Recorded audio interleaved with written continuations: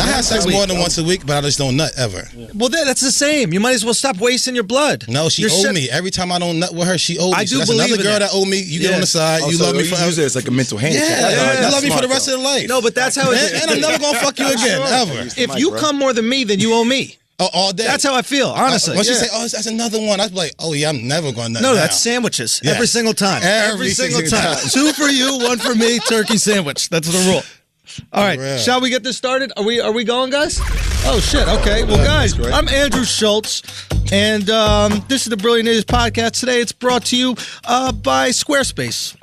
Whether you need a portfolio to showcase your work, a store to sell your products, a service, or a blog to share your ideas, Squarespace gives you everything you need to make your next move into a reality. And with Squarespace's beautifully designed templates and customizable features, creating a beautiful website is a simple and intuitive process. Simply add and arrange your content with the click of a mouse. Start your free trial today at squarespace.com and enter the offer code IDIOT to get 10% off your first purchase. Charlemagne will be joining us shortly. He is running around before he has to go back out on his book tour. Make sure you check him out. You guys are going back on the road. Yeah, so go to seedabook.com. You could check out all the dates where you guys are going. Tour just got extended, right? Yeah, tour just got extended. Yeah. I'll explain the voice that you just heard. It was a common voice to some of you. It was probably soothing to the ears because you recognize this voice. Okay, this voice. Thanks for recognizing. Yeah. This voice. We have a very special guest today. Some of you know him as the college player of the year. Was that 2 times or 1 time? It was 2 times. It was 2-time college player. See, I already know where you're going with this. Build you up to my brain. Let me build you up. I know you do. Some of you know him as the number 2 draft pick by the Chicago Bulls. That's number 2, okay? Some of you know him by his book, Life is Not an Accident. Great book. Thank you. Very good book. I never read it. Of course, I got to remember. You have so many credits. I haven't, I can't memorize all these, okay? Some of you know him as an analyst for College Game Day, basketball. He's an analyst on life. An analyst on life. That's what I look at. That's right. Yeah. A public speaker. Thank you. Motivational speaker. Yep. And all of you know him. See, this is the asshole part. That's what I was saying before. As the most famous victim of the hezzy. There's been many victims of the hezzy. You did not hezzy me. Listen, I hit the ball, by the way. Can we go back and review the tape? Hey, wow. Can we go back and review the tape? Can someone get up the tape? Let's review the tape. I hit the ball. And the game lasted like 45 minutes. Jay Williams is in the building today. 45 minutes, right? Jay Williams is in the building today. He is still upset about the hezzy. I want Jay to come back because we haven't spoken in a while. NBA Finals are here. Amin usually comes and does our basketball stuff. I think he's sent back home. I think Trump excommunicated him from America. So we don't have Amin. I think he's back in the Sudan. And I'm thinking we got to get Jay. I hit up Karen last night. Jay's like, he's on a flight from LA last night. You got in at like 1 in the morning. Yeah, 1:15. And he said he'd be here this morning at 9 o'clock, 9:30. And I'm like, okay, Jay's got some beef. He's upset about this hezzy. No, he's upset about it. It's still it doesn't bother me at all. Bullshit. No, it doesn't bother me at all. Did I hit you with it or did I not hit you with it? No, you almost hit me with it. But wow. Hey, just acknowledge. Teardrop. Just acknowledge. It was the hezzy teardrop. It was the hezzy teardrop. You know what? I really couldn't believe it when it went in. I just couldn't believe it. I said, whoa. Why? Time out. Hold on. You believe Jesus came back from the dead, but I couldn't hit a hezzy teardrop on Jay Williams. That is his problem. This is not an urban myth. You're right. It's reality. It wasn't like the sweetest hesitation in the world. I hit the ball. You dribble the ball around for 45 fucking minutes in the game. The ball hit the rim. It hit like 5 parts of the rim before it went in. Yeah. All right, I just want you to acknowledge that. I know how to make drum. I know that you won the game. I know how to make drum. Okay, listen. You're lucky that it wasn't now. Now I've been hooping twice a week. Yeah, if it was right now, I don't think you would have scored. I'm gonna be honest with you. You don't think I would have scored? I don't think Andrew, you would have scored, I have no problem scoring against you, dude. I really don't think you're not known for your defense. Okay? I really don't think you. I blocked the shit out of you like 5 times on this video. Anybody who hasn't seen this video, go to YouTube.com. You blocked the shit out of me 5 times. He watches video every day though. I'm not gonna lie. Every single day. Bro, when I'm feeling sad, I watch it. So that's every day. That's every day. I've been sad a lot. I've been sad. Yeah, because you don't wear condoms. Because you're having sex in my life. No, listen, I have sex 1 time a week. What's wrong with that? Why? You don't wear condoms. First of all, that's true. That's true. That's why you over upset. So you're trying to have kids. I'm not trying to have kids, but it's just like if I think you have an STD. If first of all, if you're on a pill, you're on a pill. Why do I feel like you stopped your comment with the STD part? Well, if I think you have STD, I'm not gonna fuck you in the first place. Why have me to say You it the could first never time? know. What do you mean I didn't say that the first You time? stopped yourself saying that the first time. Well, because I also you said about kids, so I want to address your Okay. statement about kids. I don't want to have Well done kids. there. Yes, Well done on that. thank Okay. you very much. I'm a professional. That's what I do. So look. Technically, you got hit by the hezzy again, but I just want to say that was more of a verbal hezzy. That was a We hezzy can always teardrop. run it back and actually play a legitimate game. Listen, can play a anytime you legitimate want it, you could get it. All right. Anytime you want it, you could get it, Jay. That's never been a problem. All right. Listen, but here's the thing. I'm not going to take it easy on you this time. I'm not going to let you get 6 Hey, points. you out of breath, dog. My man. You were out of breath. You were tired. My man. I think you forget about this because you were kind of lost in the hype of it. I don't think you understand. You were comparing yourself to Steve Blake, which I don't is think- a really bad comparison, by the way. Why would Look, you? Steve Blake had you on lockdown. No, he did not. Oh my God, you really don't know what happens would in you- reality. No, I don't. Steve would have you on Super Smash Brothers every Man, single I averaged time. 26 points against Steve. Yeah, you usually average like 30. He knocked 4 points off of you, bro. That's locked up. You know what I'm saying? That's He had locked you up. locked up, man. Steve was nice with it. Okay, wait, real quick. Jay's buddy is here talking to the mic. Make sure you talk. What's up, y'all? This is Dre, man. So Dre's buddy, also business partner. I just Yeah, want yeah. if you hear another voice, that's Dre. Wax phone blowing up. Wax, Man, man. listen, Okay, my fault. let's talk. Let's I wear talk real condoms. quick. Post hezzy. Post hezzy. How was the recovery? Worse or easier than the motorcycle? Which one was? Which No, one? no, it wasn't difficult This because I have a lot guy's more out of fans than control. you, so they kind of washed all your other people out. Right, But right. I enjoy it because how long? What was that? Like a year ago?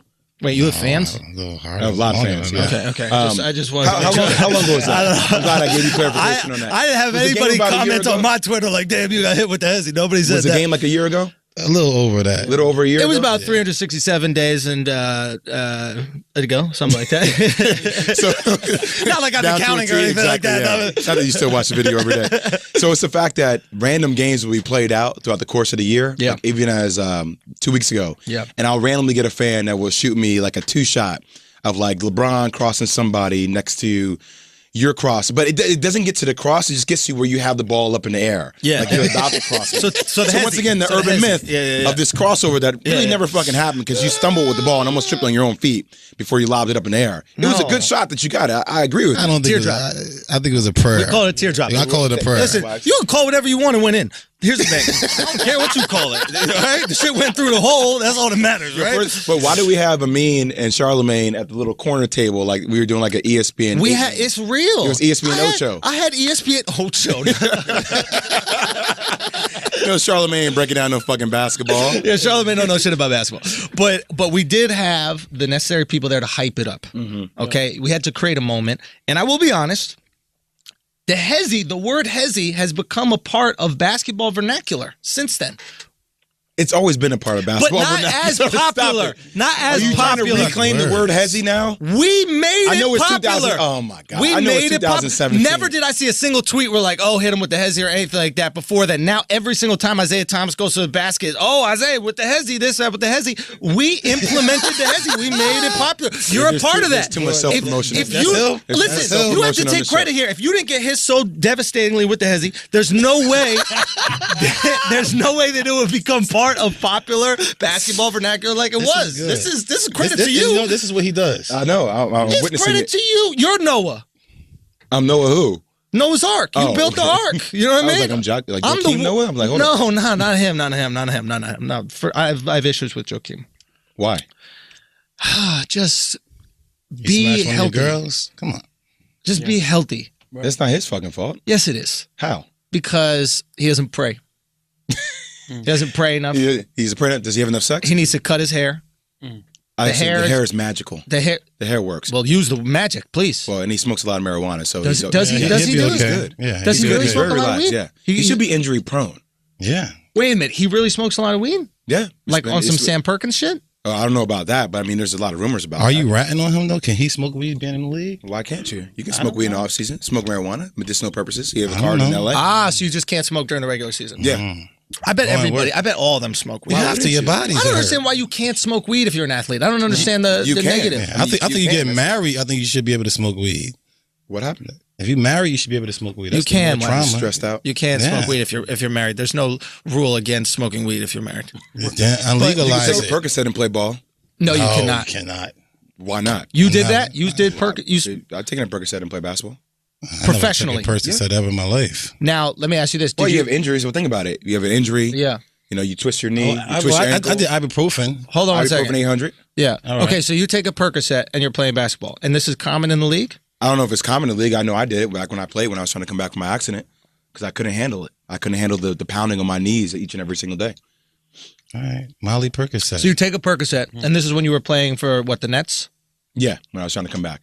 You were come back from the, and that was completely okay. Well, because it's prescription, It's prescription medication. Yeah, so it's completely legal. So it's legal. So it's, yeah. So who else is doing drugs in the league, man? Give us some time, bro. I don't know.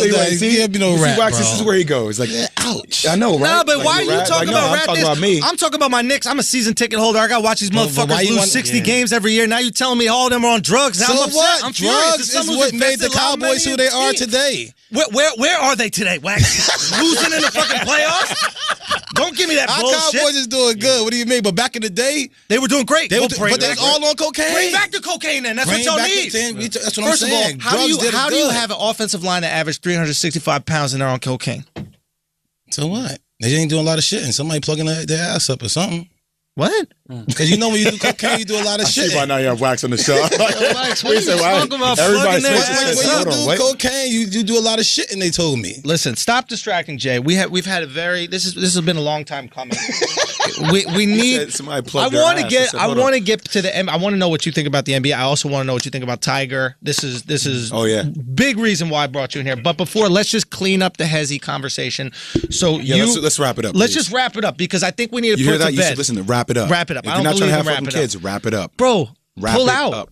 Pre-cum is a myth. You don't have to worry about pre-cum. That never got Bullshit. anybody pregnant. Okay. Bullshit. You never got anybody pregnant. First of all, yes. You drink too much coffee. I don't have. Coffee does help with that, No, does it it? don't. It fucks your sperm up. Is that right? Yeah. That and How do you know? Mountain Dew. I feel like it makes your sperm more Yeah, active. Mountain Dew. This show isn't sponsored by Mountain Dew, right? No. Okay. So Mountain Dew fucks your sperm up for Yeah. real? Yeah. Supposedly. Really? Red Bulls, 5-hour energy drink. You drink that shit, you never had kids. All the stuff you do, man. How many kids do you have? I have no idea. I used to nut So girls. I'm not back in taking the day. your advice on But kids. my shit look like fucking oatmeal. Listen, I'm not my taking nut your is like advice oatmeal. Yeah, my nut is like oatmeal, so I know I'm gonna get You somebody should get pregnant. that My looked shit at, ain't. dog. If your nut is like, oh, this is Why your are nut. you eating My oatmeal? shit- your nut. So essentially, you're eating. breakfast up. You're eating Wax's nut right now. That's what you're doing. You got dry cranberries coming out of your dick too? The My fuck shit are you look made like of? That's called No, kidney I- stones, man. Damn, bro, you need to get your Listen, shit checked. No, I'm very fertile. Go very put that in your fertile. mouth, man. Go ahead. Nah, bro, come on now. This I'm is very too crazy. fertile, Plug an man. ass, put that in My your shit is mouth. not like water. Jesus, Some people what's come going out. on now, bro? some- man, eat the happening? oatmeal. No, guys, no. I don't even want Listen. nothing to eat anymore. Listen, I'm some drinking people's coffee. shit come out like piss. My shit come out like oatmeal. My shit. Whose very shit comes thick. out like I piss? be How sitting long watching have you been in porns, and I be prison? watching like, what the fuck is the nigga shit come out like piss? It's You like said, too much. hold on. When you refer to shit, you're talking about sperm. Yes. Okay. Okay. That's what I Yeah, was okay. confused Their at. sperm Okay. come out like fucking piss. It's like it's real watered down. I'm like, Yeah. damn, he ain't having no kids. Yeah. That's probably why they porn stars. They No. fuck their sperm up so they can keep on smashing raw so they don't have no kids. Keep talking. You're making a lot of sense right now. I'm Keep trying going. to. Keep going. I can't take any more of it. You should be embarrassed if it just comes out like fucking like chowder. You don't want that. You want some I mean, shots. you're very fertile. I got these you big want ass fucking distance. kids. I go for distance. What, you're just dribbling out on the girl? No. I hold mine tight while I'm at the nut for like 20 seconds and that shit shoot right out Wait, of I her thought face. you don't nut. When I do nut, I mean, Yo, you got a lot of conflicting It's been backed stories, up for yo. months. Yeah, for like Yeah, 10 You got a girls, lot you of gotta conflicting smash. You stories. gotta never nut. nuts, so it's been backed up for months. Don't trust this guy. This guy nuts all the time. No, I don't nut. I'm telling you, I'd be asleep right now if I nutted. Well, So don't you nut know with now us. You go to sleep. I'm like a never have lion. sex in the Stay morning. awake, please. No, I'm not staying awake. I'm going to sleep. I'm All like a right, lion. fair enough. And Look, so you never have sex in the morning, right? I don't believe in having sex in the morning. So you just have sex That's at only night. for married That's it. men. Only one time at night. One time, once a week. at night. That's Is it. there a certain mood that you set with the sex? Like, how's it happen? I like to lay down. She goes on top until she comes. Then I bend her over, and then I come. You don't know how to have sex. I have though. sex like an adult. That's how adults have sex. Yeah, You have old sex man, like a old 14 married Your man. strength I'm is that good 33 with- years old. I'm old. 33. I'm not fucking having sex Well, like stop I'm trying to married. be such a kid. I'm 35 and I'm a savage. Yeah, What do you mean you're a savage? I'm morning, noon, night. What's up? No, I'm not doing You all have that. sex more than one time a day? Yes. Yeah, You're me an too. addict. That's a sex addict. Why is that a sex You're addict? a sex addict. Why- More than one time More a than day? one time a day? How many waters do you have per day? how- Are you a water addict? Yes. I need water to live. If I stop drinking water, I die. Some people I'm literally a water addict. I'm an air addict and a food addict as well. Right. So you're comparing sex to water for you. Yes. That means you must be an I like it. I like it with somebody that deserves it. I like gambling. I don't gamble all the time. Well, neither do I. I love gambling. I don't gamble all the time. You gamble when you're having sex with these girls raw? Oh, I don't. See, I didn't say I have sex with them raw. You said that. Wait, but that's not sex if you're having sex with a condom. No, she can't. You might as well use a pocket pussy. No, she can't catch feelings if you don't have plastic. a condom on. Come on. Yeah. Come on, bro. Because you're not feeling each other. Dre, you have sex? You have sex raw? No, Dre don't do that. Dre don't do that. Yo, what is wrong with you guys? Aren't you an athlete? You don't have sex raw? What's going on? Wax is barely an athlete. He has 6 kids. I figure you, as an elite athlete. 0 kids, man. 0 kids. All my money's mine. All my kids in my own bank. That's what I'm saying. Discipline. Let me ask you a question. Why didn't you have that discipline with the hezzy? Oh, God. Hey, I'm not doing this I'm not doing this anymore. I'm not doing this show. At every fucking point, it's coming back to this hezzy. This is pure self-promotion. This is like Trump rhetoric. This is him. Propaganda 24/7. Listen, you gotta understand. I don't want to watch Fox News. I don't want to be a part of Andrew Schultz's life right now. This is That's what him. I'm saying. This is where I'm going. This is what he's trying to turn it into. Last question about the hezzy, and then I'll never bring it up again, and it's done. That's a lie. Until next show. Last show. one. College Game Day reached out to me. After we put it out, You're they lying. asked for the. I swear to God, my life. I'll show you the fucking email. You show me the email because I don't know. I swear to God, on my ESPN life, all my life, reach out they to you. hit me up and they said, "Hey, can we use a clip of the video with you and Jay? We have Jay on the thing today. We're gonna do like a little prank with him." I go, "Absolutely." I send over the video. It never ends up going out. Did you cut? Smashed it. Yeah. Did you smash it? Yeah. Of course I smashed it. Of course I smashed it. You think I'm gonna let you get on national fucking TV? You think I'm gonna let you get on? No, I ain't giving him that love. Fuck you. I'm gonna kill all his dreams from now on. Any chance I get a chance to kill his dreams, I'm gonna stomp my foot on his neck. 24/7. Call me a hater, call me whatever the hell you want to call me. Yes, I'll be all the above. So they told you that they asked me about it because they do all these pranks all the time. We're like, hey, like they had me with the picture with Justin Bieber like from like 5 years ago or whatever. Yeah. And they asked me to get. I'm like, yeah, I don't care. And they're like, hey, we have this picture, this guy, the young hezzy. And as soon as they said the young hezzy, I said, no, we ain't doing it. No. I don't care what the picture, what the idea is. I don't want it on the show. You should act like you ain't never known what he's talking about. Don't even give him that. Now he's about to put that out there. That bro. you cut it. Build me up. That's build me up. This was a year and a half ago. now. No, man. Don't give it to him at all. It's all love anyway. I fuck with Schultz. You know that. Obviously. It's all fair. Tiger Woods. Break it down for us. Tiger Woods obviously got caught. I don't even know what the whole fucking situation is because every single day it's different. Initially they said he was drunk. Now they said he didn't have any alcohol in his system. 0, yeah. He blew a 0.0. 0.0. The cops find him on the side of the road. He's in his car. He's asleep. The car is on, so technically that's DUI, but he's not driving it. But apparently he had some drugs in his system. Mask off. What is the situation? Do you know Tiger at all? I don't. I've known some people that have been very close to him, and here's my thing. I think it's something that everybody can relate to, and hear me out on this one for a second, okay? Yeah. Like, everybody's been a little bit fucked up in their lives. Everybody's suffered from some kind of depression, right? Yeah. So one of the things I think I relate to with him is that when you hit a pinnacle, and I was nowhere obviously close to Tiger, but you're considered to be the best of the best, right? And also, you were the best of the best in college. You're black, okay? At that time, black, whatever you want to say nationality is. But people are saying he's black, especially in the golf world. Yeah, he's predominantly white. So, he's a culture setter, right? Mm-hmm. So he's blazing that path in that category as well. And then you have the ultimate fall, the way he fell, right? Like, you can see who Tiger is. Tiger is a guy who's very book smart. I don't know how street smart he is. He doesn't seem street savvy at all. Right, yep. He also doesn't have a team around him. Like, his dad was his best friend, right? So, like, Dre's in my corner because Dre be like, no, Jay, you were fucking wrong. You were an idiot here. Yeah. You have somebody who's that buffer for you who can tell you when you're being a moron. Right. There's nobody in Tiger's corner like that. Tiger partied with... That's a lot of people down for. He partied with Barkley and Jordan. Yikes. All right? Like, let's be real. If people knew the way Jordan had lived his life back in the day, Bill people look at Cosby. people differently now, right? Yeah. Jordan was known infamously for partying to that degree. Really? Yeah. Even while he was in the league. Jordan gambled. I mean, you hear stories. I heard about the gambling, yes. partying, hanging out, smoking cigars. Yeah. I mean, you hear stuff about that all the time, right? So the fact for Tiger's obviously depressed, man, because Tiger doesn't know who the hell Tiger Woods is without golf. And think about this. If you're Tiger Woods, why wouldn't you isolate yourself? Every fucking day you walk outside your house, what are people going to do? People are going to remind you of how great you were. And people are going to wonder what happened to you? What led to you being in this state of mind? Like, talk to me about it. Okay. So you can't fucking escape that, Schultz. Okay. That's interesting. He doesn't know who he is without golf. You build your entire identity around this sport, which is very easy because this sport is your life. Sport gets taken away. You have to redefine yourself. Right.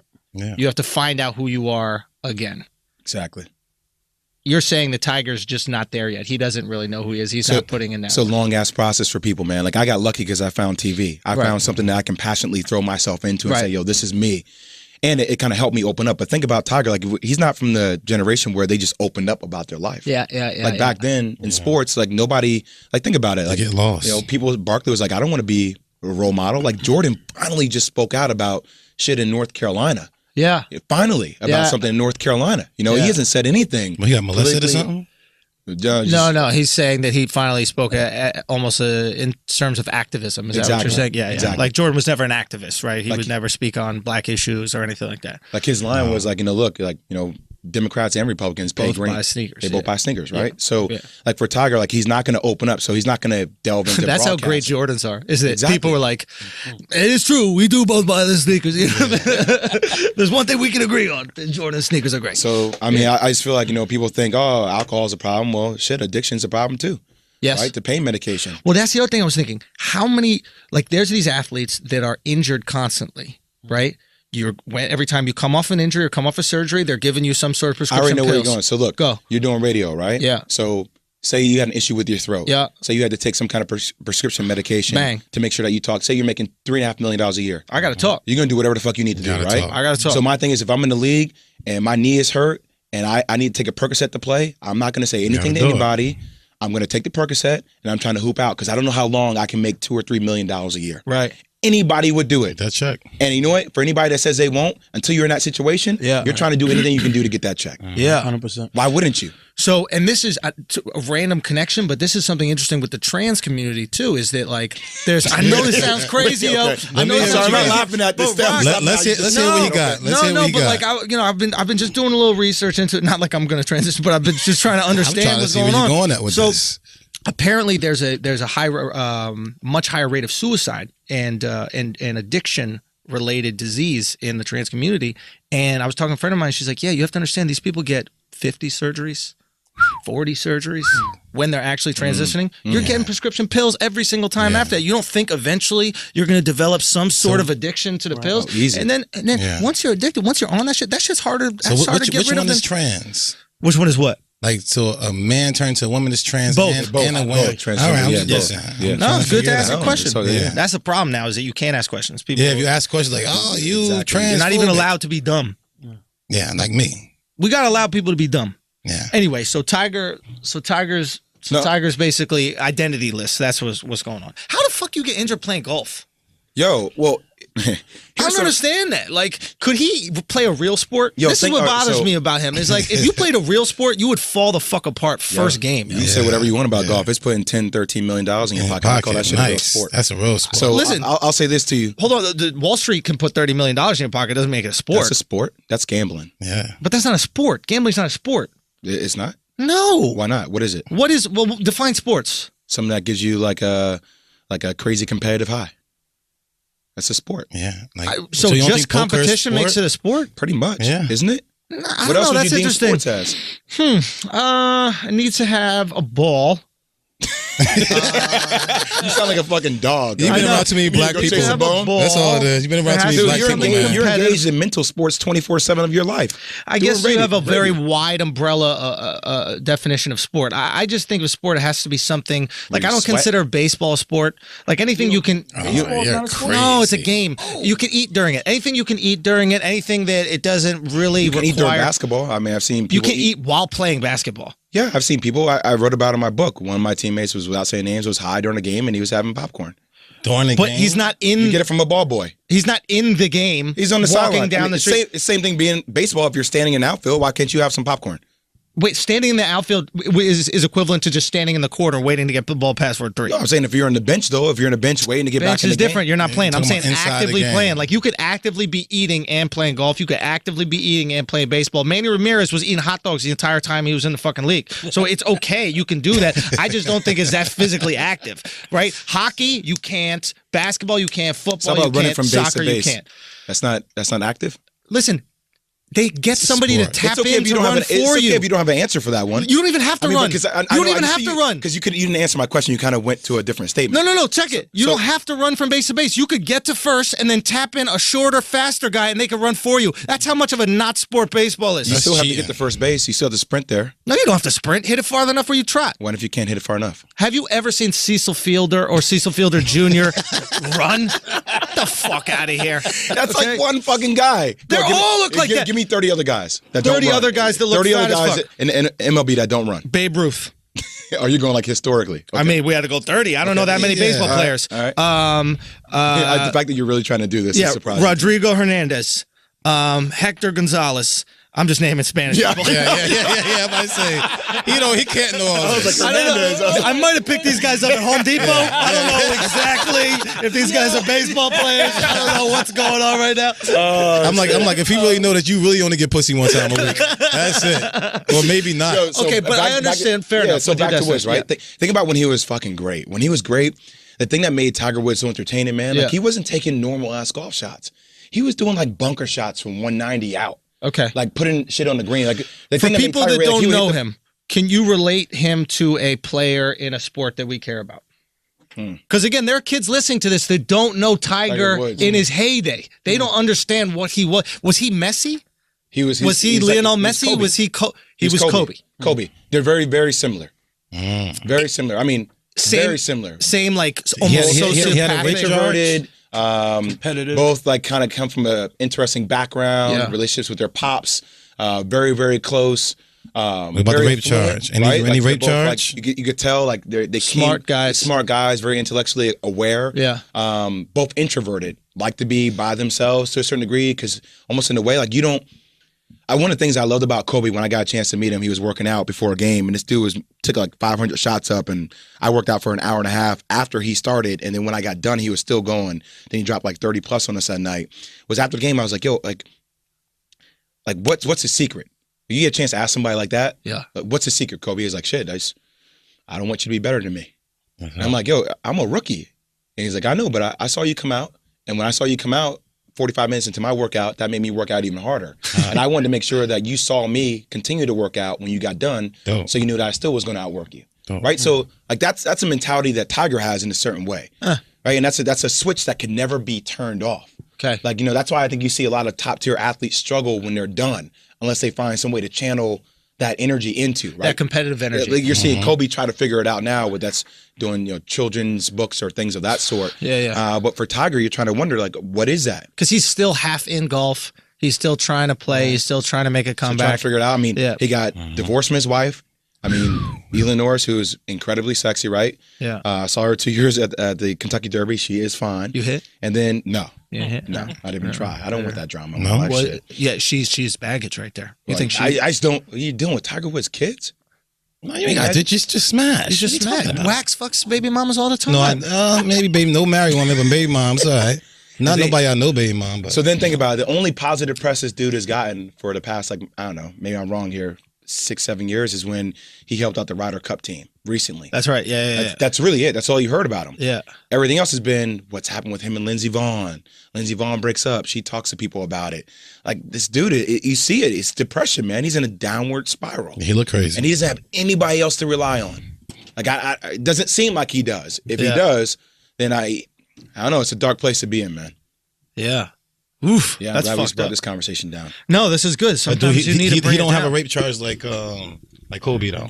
Hey, but you know what though? You come back and you win championships. He just ignored that. He did it three times. Yo, you come back and you win championships, though. Everybody forgets about all that. People don't talk about that. Yeah. I mean, think about it. That's happened with multiple athletes that do that span, right? No, I get it. Nice. All of us. Even when we coming up, and all the coaches used to be like, y'all are going to be good. Watch the girls. That's just what happens. Gold diggers and rapists. Yeah, he never got caught up in that. Girls would willingly sleep with him, which is quite interesting about Tiger. He had money. Like, think about it. Like, for a lot of people, right? If you stay in the public eye, you keep grinding out and doing different things, the narrative changes. Like, A-Rod just signed a deal with ABC. Like, it was like yesterday that A-Rod was a cheater in baseball, and he should be kicked out of the sport. Yeah, but that's different. You could cheat in baseball. You can't cheat in consensual sex. I hear you, but I mean, we don't talk about it anymore since Kobe's won championships, right? Yeah, but we don't talk. He got off in court, so he got off in court, which helped, but he did lose things. I mean, you can't once you're guilty in a court of public opinion, it's very difficult to come back from. You know, rape and pedophilia is very difficult to come back from. Kobe was great enough to do it. You got to be great. You got to be great. You got to be great. You got to be so elite. What's my man's name who married his daughter? Woody Allen. Yeah. You know what I mean? Not exactly his daughter. Adopted daughter. She was Asian. I don't know what that is. What does that mean? You know what it does? I think that does have something to do with it. Are you but when did he adopt her, though? So you're Filipino, but so it's like... Wait. By the way, we just came back from Costa Rica. Let me tell you how fucked up it was over there. What happened? Costa Rica is incredible, by the way. Yeah, where were you in Costa Rica? We were in Jaco, right? Yeah, I know About Jaco. an hour and a half outside of San Jose. But every person that met him called him the name Chino. Oh, yeah, that's how it is. They call every Asian Chino. I'm like, it's kind of fucked up that every Asian's name is Chino out here. But there's no hate behind it. It's like it's really love, exactly. It's really funny to see like how racist everybody in the world is, but it's just white people who are considered racist because there's a power dynamic behind it. Because if you go to any Latino country, there is no such thing as Japanese people, Filipinos. It's just Chino, right? Yeah. There was a Japanese referee. I was watching a soccer game, a Mexican soccer game, right? The referee is Japanese. You do the most awkward shit. Clearly Japanese, right? Don't get no pussy. They're talking about his Japanese. Once a week. Once a week. That's how it is. And then I have tons of time to watch international soccer matches. So the guy's clearly Japanese. They're talking to the Japanese, and they just keep referring to him as El Chino. Yeah. This is this is not the guy who works at the bar. Right, this is the national newscaster. It'd be like if you were calling, I don't know, who's a Japanese player in the basketball. Nobody. I don't think it's not. It's like if you were calling Enes Kanter Aladdin. You know what I mean? Look at Aladdin. Aladdin's out here. Look at him with his magic carpet. Where's his magic carpet? You know, it's just Where's his magic carpet? Exactly. People are like, yo, that is Jay magic carpet. crazy right now? What is Jay talking about? So you're Filipino. Yes, sir. Now you guys are a fighting Asian. I refer to you as fighting. Well, there's different types of Asians. That's racist. Well, there's different types of Asians. There's math Asians and fighting Asians, right? So are Japanese? Are they fighting Asians? No, too? Japanese are math Asians. There was a time where they were fighting Asians. Those times I was going to say long Pearl Harbor. They're not fighting Asians. No, it's long gone. Long gone. One of them is electricity. It's like the Kobe thing. You forget about stuff. But Filipinos, rich fighting culture. Correct? Correct. Bruce Lee. Not Bruce Lee at all. Yeah, he wasn't Filipino. Manny Pacquiao. Manny Pacquiao. That's the biggest name right there. The biggest name, obviously, in history. But there's a bunch of other guys. The Filipino Flash, Brian Valoria. I mean, I'm a big boxing fan. You're big boxing? Yeah, I'm a big boxing fan. You also had the guy who just beat Choco Latito or whatever. Yeah, you don't get no pussy, bro. You know a lot of shit. Well, you were at that fight. I love that. Oh yeah, see, I didn't know I was at the fight. You know, I like how Wax equates knowledge to not getting pussy. So he's like, yeah, I don't know nothing, so I must get a lot of pussy. I must fuck everything because I don't know math or things about the world. I don't care about that stuff. Unless it come in my face, that's all I care about. Pussy. How you care that much about pussy and you don't nut? Because I want to have the power with a girl. I don't want to be fucked up and weak. You mean you have a power? You're 250 pounds. You're gonna have the power of the girl. No, I don't want to fucking fight her. I want to fuck her. He wants to turn. I want her mental. So take it like mental a month later. It's a mental game. Yeah. Just awful. I want her when she see me. She's like, "Damn, I got to make him nut." And I'm just keep on. Wow, so you just want girls to feel good about themselves. So that's beautiful. Okay, so let's go back to this fighting Asian situation. Fighting Asians and math Asians. Right. Is there a difference between them for you? Do you break up Asians?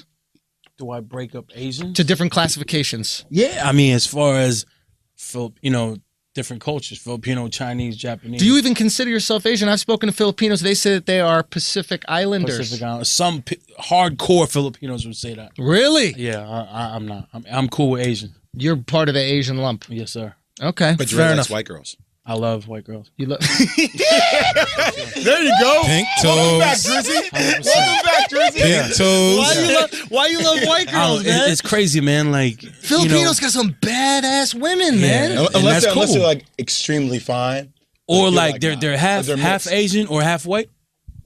Oh, so you like the halves? Yeah. I like half everything. Beautiful. I'm Beautiful. a big fan. Exotic. But what about raw Asian? Would you go raw Asian, straight Filipino? Nah. Really? Unless I'm in the Philippines. Do you get a lot Unless I'm in the Philippines. Well, obviously, there's not a lot to go from. You know what I mean? Yeah. So basically, you have a situation where we have a friend coming in. Chris, can you just go speak to Matt until we have whatever? Okay. So, and do you get a lot of shit from the Asian community for saying that? No, not at all. Not at all. It's weird. Like Filipino women love white guys. Well, yeah. And Filipino men love white girls. So how do you make So more we all work Filipinos? together. What's that? How do you make more Filipinos? I don't know. So there's just not going to be the Filipinos. Eventually, I think we're all gonna. I mean, all the Filipino communities in America. Yeah. I think eventually we're gonna be all half. Okay, here's my question. Wow. Who gets the most non-Asian? What Asian guys get the most non-Asian pussy? I say my people, man. Filipino dudes. 100%. Why? Because you're a little more swaggy. Yeah, there you go. There's Filipinos do have a little more swag, but because you're not a math Asian. I'm telling you. Yeah, you're fighting You Asian. get more pussy because you're not that smart, duh. Say what? Why are you gonna say they're not smart? No, I'm not Why you gonna say that? I ain't saying that's smart. Wow. He just said I ain't all into math, so I get like pussy. You never insult. Don't equate math with being smart. You never insult anybody's intelligence and follow it with duh. You're not smart, duh. I respect that. Nah, it's just I feel like we're more well-rounded, you know what I mean? Like we're into so many different things and culture and y'all got the biggest dicks. You got the biggest Asian dicks. Just keep it real. You got the biggest Asian dicks. You got the most influence from outside the world. Yeah. Spain was already in that. Exactly. Have you ever compared your dick to other Asians? Bang. Say what? Have you compared your dick to other Asians? That you actually done like a social science test? Well, who's got the biggest Asian dick? This is important. That's the rumor that claim my people. You know what I mean? Who's got the why wouldn't you smallest? claim? Why would you say? Why would you not say your people? Who's got the biggest Asian dick? Hold on. I'm gonna go with the Chinese. Ooh, those Chinese boys got some big old dicks. They're dominating everything lately. Nah, bro, but hey, look, I love white women, man. This is the best part about it, though. You guys have no idea. Yeah. So like, you'd be like, you see a bad like Asian girl, like, yo, Dre, what? You'd be like, nah, fam. So you, man. No. You see a bad white one, you'd be like, yo, like you take Dre to Midtown, he's lost. Oh, that's your shit. Midtown, You like corporate, like little white girls, pantsuit. Oh yeah, they wear the little heels, but it's not really heels. It's like the blocks. It's the stub blocks. Oh, he loves it. He loves it. He loses himself. We gotta kick it, bro. So we gotta kick it. Would you fuck Hillary Clinton? Why not? That's power. Oh, man. Really? Is that a power play? Is that like House of Cards? Power play. House of Cards. Oh, okay. Yeah, that's like Oprah for me. Yeah, but who wouldn't fuck Oprah? I mean, that's his legacy. You gotta do it. Absolutely. There's good money there. That's the future. Yeah. Okay, this is fascinating. You just man. love, and you feel like if a black guy goes, I love white women, there's a lot of scrutiny. Yeah, you're gonna get your ass kicked. None for Asians. Yeah. None for Filipinos. Why is that, you think? Because black women, we scared of black women. Well, Chris Rock had an interesting point about it. He said something about white guy. He's like, black dudes like fucking white girls. Black women we like them like fucking black dudes. They don't like fucking white guys. Yep. So they're left alone when the black guys fuck the white girls. But here's the crazy thing too. Yeah. You can be with 10 black girls in a row, and then you're with one white girl. Oh, they want over. They want to fuck it. you over. I'm telling you. Yeah. Oh, you like white girls? Oh, You're like, fuck well, hold you. on now. Yeah. Like, Well, How dare you get her pregnant? What do you guys think it is? Whoa. What? The girls told me. What? Wow. The girls told me.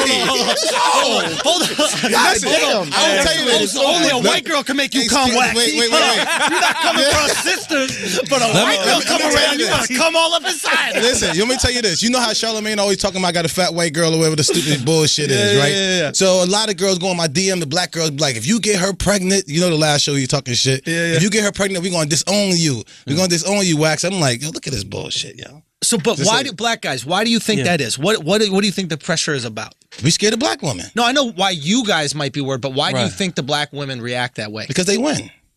Again, that's not that question I'm asking at all. When you know a lot of black women, that's all you say. You won. Okay, you understand the fight, Jay? Yeah, I think it goes to. I think black women are powerful. I think they're strong. 100%. I think they're independent. See the bullshit they gotta say? No. See all this bullshit they gotta say? I'm listening. I think they're amazing. Yeah. Yes. If you're a black man and you're successful, or you're a good black man, like they want it. They value you. it. Yeah. They want you, right? Yeah. But if you don't give that to them, if you're seen with another race, then it's like it's a culture thing. You're selling out, man. You're selling out against our culture, about making our culture, making our ethnicity better Now, in the future. I totally get that. 100%. I totally get get that. But why is it that if I'm with a because we were brought white here as girl, slaves. Sure, Yeah. fair So enough. And we're supposed to be trying to build each other up. Exactly. Instead of Like trying to build you up. The same way the Jews, like my boys are Jewish. Sure, they jokingly sure. call me Sammy Davis Jr., right? Yeah, yeah. Like they're getting married. They're going to build their own. Of course. Yeah, Yes. right? Take Like, care of their people. Some Asians think the same way. I know a lot of white people in the South. Imagine a Jewish girl bring me home. Frightening. Exactly. Yeah, You better be the extremely Uber driver. Exactly. Listen. I'm the personal trainer. Why the fuck is Mom, the here's my Uber personal driver trainer. walking in? For 5 years. I'm sorry. Did you say boyfriend? Is that what you said? You said boyfriend? I'm like, oh, he's waxing his Even ass. Spanish, even Spanish women. I can't May I have a go. conversation? I can't Spanish go over culture, there. You can't go to. Actually, I think Not the Spanish Dominican, culture is so mom. different. You Well, Spanish culture is crazy. the most racist. Dominican pops is not letting you come over there. They Well, I don't mean, want to see Indian you. culture too. But yeah, absolutely. It's Jewish just a don't very wanna see me interesting thing. either. When you're a Like, white what guy, the you fuck? get rewarded for it. Right. Literally, like if a white guy, like if I'm dating a girl outside of my race, people think It's a I'm good like look, cool right? You or did I'm it, yeah. hip, and even girls will say it's like, "Oh, Schultz, I see you dating black girls." Okay, it's like, Right. I could, Because they I could accept like you. pretty It's like, girls. oh. There's no pressure for me. Yeah, but it's a weird thing that is But it's a culture compliment. thing happening right now. Though. I saw videos of like the Indy 500 they were showing on ESPN, and there was like, I felt like I saw no other race other than the Caucasians at the Indy 500, right? Yeah. But they were all dancing to Future. Of Like course. Future was bumping. They And like black dick. everybody was knowing the They like words. I'm black like, dick. yo, They like okay, black like- dick at the end of the day. Yeah, at the end of the day. At the end of the day, they like NASCAR black dick. fans like black dick. That is wax. That is Wax's gift to the podcast. Like, keep going with the wax. Keep That's, going. that's Don't all stop. I know. That's all I Wax know. does. Wax Give him that just goes- oatmeal, son. Give him that Early. oatmeal. That's my line. Yo, Like, Wax give at me that oatmeal. NASCAR. We got to send you to a NASCAR event. I'm down. Yo, yeah, We make him a gotta- correspondent. Dude, that would make him be a correspondent. hilarious. NASCAR. You gotta pull this off. Done. That's It's down. happening. There's a bunch of white women over there. Yeah. You're going to catch a case. Those thick No, heels, Dre. chill out. Those See? thick heels, Don't do Dre. that. Let me ask you a question. Would you fuck a white girl if she was wearing Confederate flag shirt? That's the one you want to fuck. What are you talking about? Why is that? I don't know, because you talking shit to me, I'm talking shit back to you. When you wear stuff that still is a language Would you to nut me. with her? Oh no, she's definitely not getting a nut. You can't No give her way. the So yeah, you're not trying to make her happy, right? No, Yeah. no, She don't get the I'm trying to oatmeal. bust her ass. Right now, you wearing something. Right now, you see my gloves. Yeah. They talking to a lot of people. People know what that means. When you have gloves in your back Yes. pocket. What does that mean? I'm gonna beat the shit out of you. I dare you. You don't know what that Really? means? I dare you. I thought you're a Yeah. So baseball if player. she I thought you were an athlete. well, Anybody want a your game? ass. On Fifth Ave. Anybody want to get a run?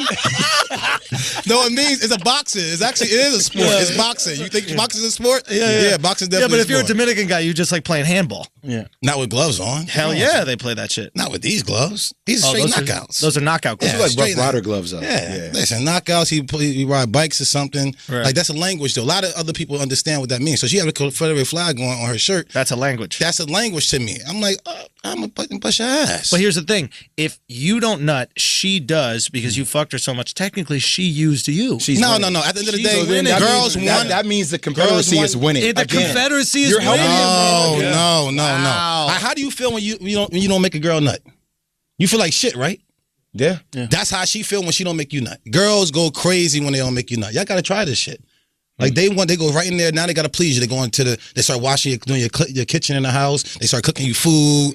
They start washing your clothes right away. So You know they don't they'll make you also nut? do that if they like you. Nah, they don't fucking like us. They hate us. Well, that's you. Girls hate us. Maybe they hate you because you beat them up. Listen, You think that might have something to Can't do with fucking it? walk. I ain't never do that. They're on their knees Might as- trying to clean. They're might as well crawling watch throughout the their Hold on. apartment. I'm gonna tell you this right now. If your girl likes you all the time, you're not fucking her right.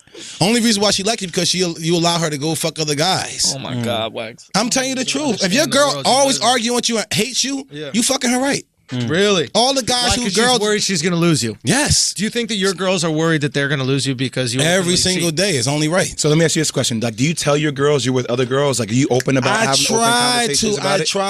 I try to, but then you start seeing that little face and that little grin. I'd be like, nah, I'm only playing. But You know you're what I'm fucking saying? them right. That's it. So you're fucking them right. So Yeah. that's why they don't leave. So you should be able to tell them that. But that's no. You still got to deal with the drama. You still have to All right. back in the day. They still Listen, girls. let's get They're this still back. girls. NBA playoffs. Listen, we have Cavs Warriors. I Go, go Cavs. I go Cavs. I'm with you. How many I go games? Cavs.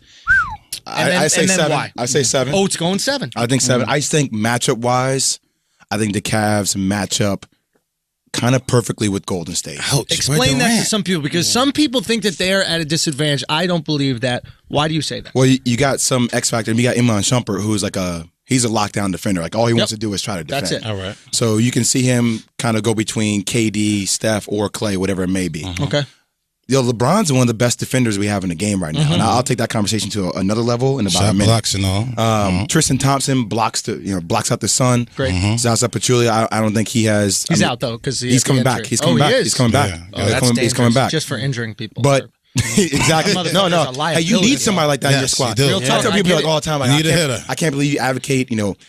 Somebody balance somebody hurts. I'm like, yo, it's always been part of the game. Like Vlade Divac used to do that shit all the time. He's an Dennis Rodman, Charles Oakley, Charles Oakley, all the time. It makes you not want to come down the lane when you know you get hit in the head with a damn elbow. Yep. I don't know, man. I think KD is incredible. I love watching KD play. I'm still waiting for KD to become that villain.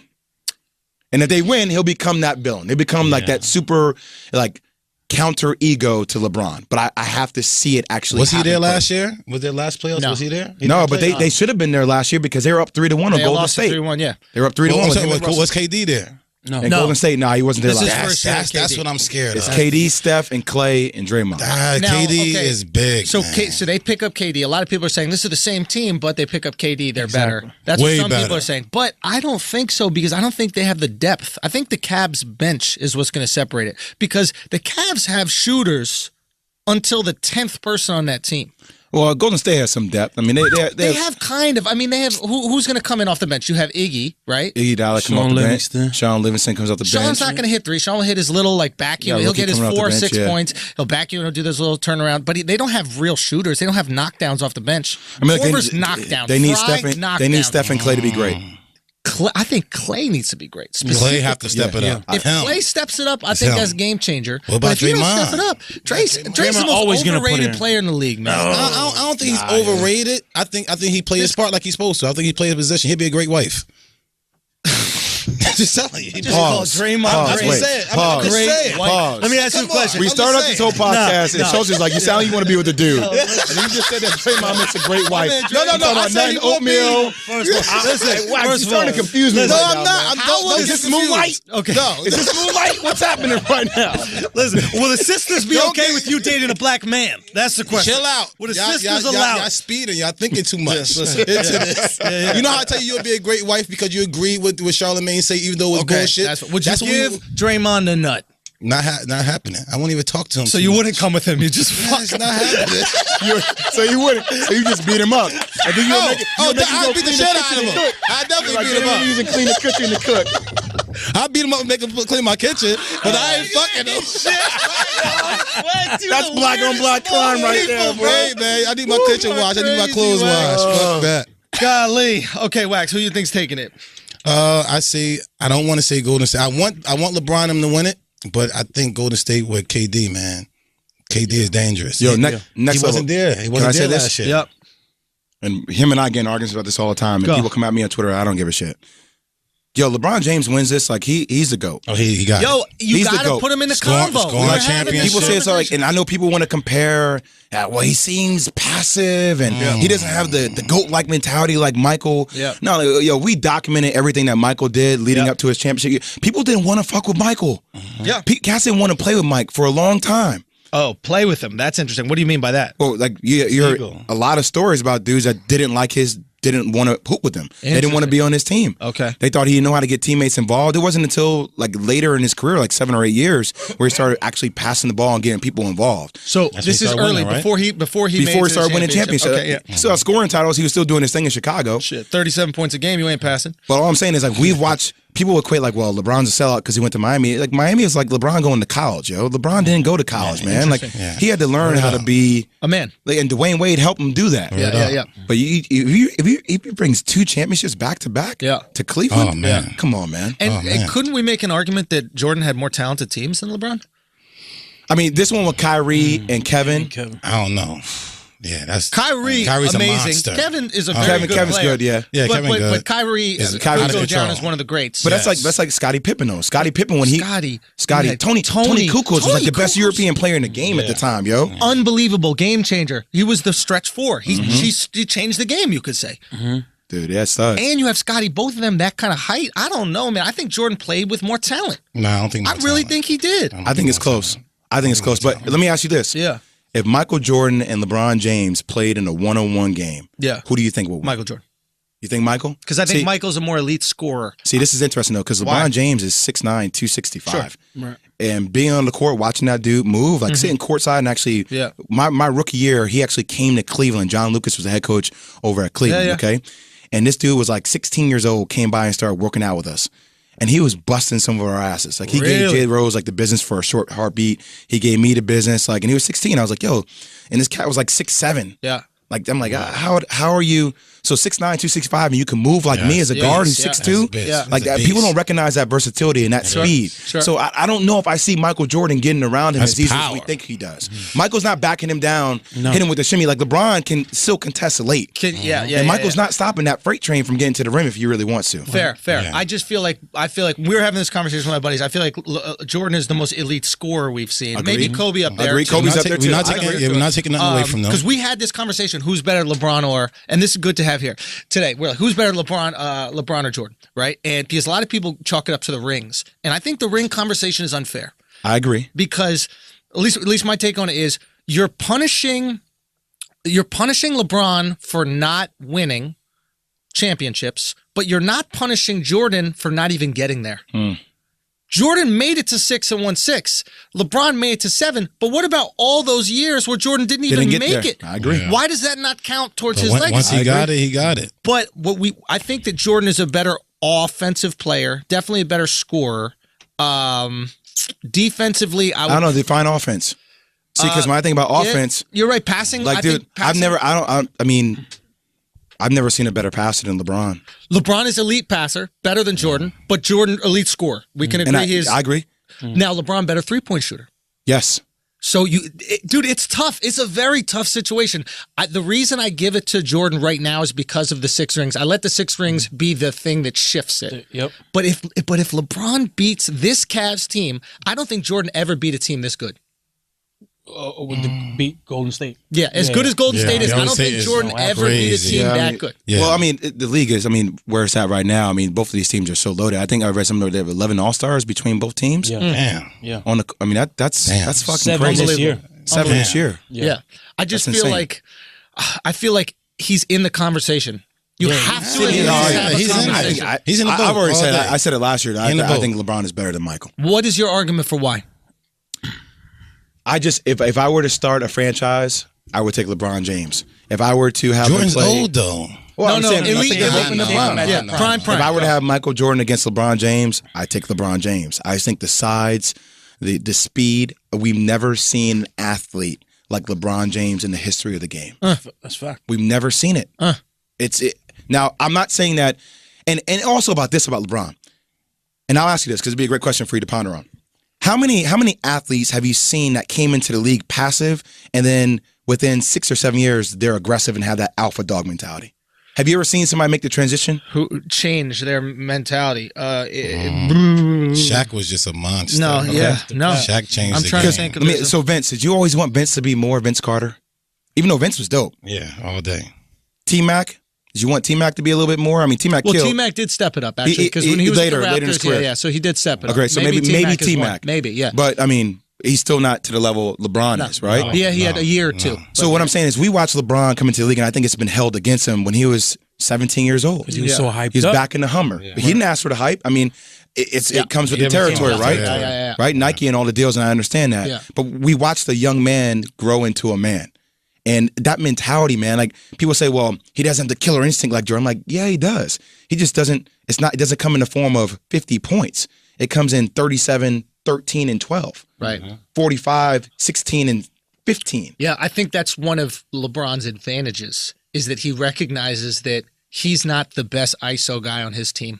It's Kyrie. Yeah, he passed it to Kyrie. But you know how much of an ego check that is to go. Isn't that fucking insane? Isn't that crazy though? That is one of the things that's so amazing about him to me is that he's able to recognize that and on the biggest scale defer to Kyrie in those ISO situations.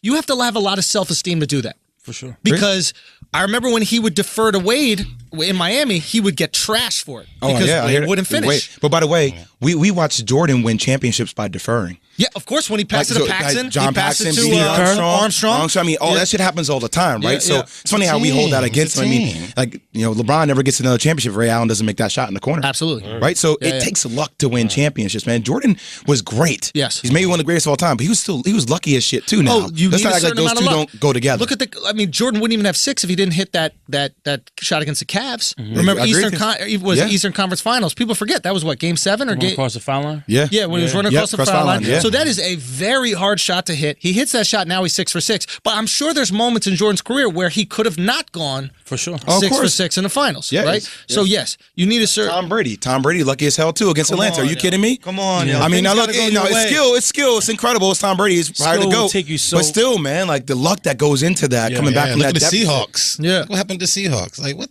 Of course, that you're on the 2-yard line. Yeah, it's like So little things can change legacy. Exactly, absolutely. I just think I think if he wins this, you're disrespecting him to not put him in the convo. I think he's already in the convo. You don't think he's already in the convo? Yes, I will. I've had this convo with people where I was like, listen, you could make arguments for why he's better. What I'm saying is after this win, and I believe he will win, you solidify him in the convo. Like if you don't put him in the convo, you just don't know basketball, or you're putting a blind eye to his. Or you're too infatuated with the legend of Michael Jordan. Because I feel like a lot of us are because we grew up with that, right? So I think a lot of people like our age, like if you're like 30, like late 20s, like you a lot of people hate on LeBron, because he gets all the attention. I mean, think about this. If LeBron were to say, "Yo, I'm quitting. I'm not playing basketball anymore. I'm going to play baseball." How fucking roasted would he get on the internet? He'd be like Jordan. I mean, if he said he was going to play football, he was going to play wide receiver, I think Cass would actually believe it, dog. Yeah. I think why don't you love saying I'm going to play baseball? Baseball. Dude, can you imagine what the media hype would have been? Charlamagne, welcome back, Char.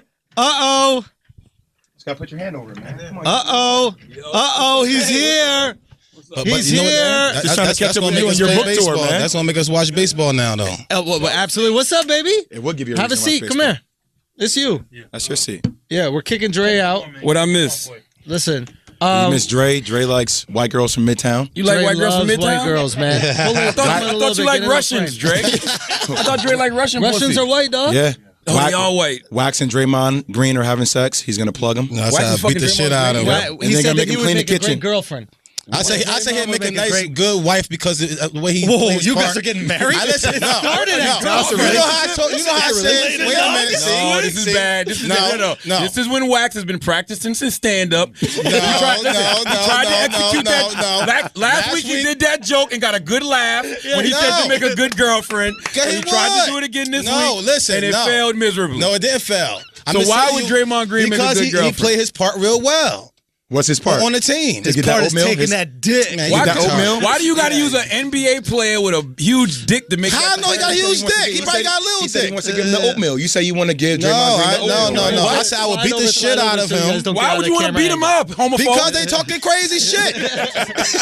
You want to beat Draymond up because you said something gay. He said something gay, and you want to beat Draymond up. First, you want to spend the rest of your life with him. The second we question that, you got to beat him up for your masculinity. I won't spend the rest of my life with him. I just think that the way he played the game, he'd be a good wife one day with somebody. Well, wife, you spend the rest of your life with them. Yeah, because they play a good part. I'm looking for like a good partner in life. This is a terrible analogy. You do not have to use a guy to prove this analogy. The fact that he's running with it, though, is very confusing to me. Yeah, you're really defending. Don't be confused. Pass the rock. Real talk, who's Big Spoon? I don't know what that is. Who's in the back? Who's in the front? Who's holding who? When you cut is he your boo or are you his boo? Man, I'll shoot that motherfucker. What's wrong with you? Why do you want to shoot somebody? Because y'all talking crazy. You had gay thoughts about a man, and now you want to shoot him? I'm not. It wasn't no thought about it. This is how gay bashing works. Yes. This is how gay bashing works. You have some gay. I don't want to hear that shit. It's not his fault. He's Moonlight Part 2. I told him. Listen, man. Moonlight Part 2. This is crazy, yo. I don't understand this. All right, Jordan. Okay, Cavs or Warriors?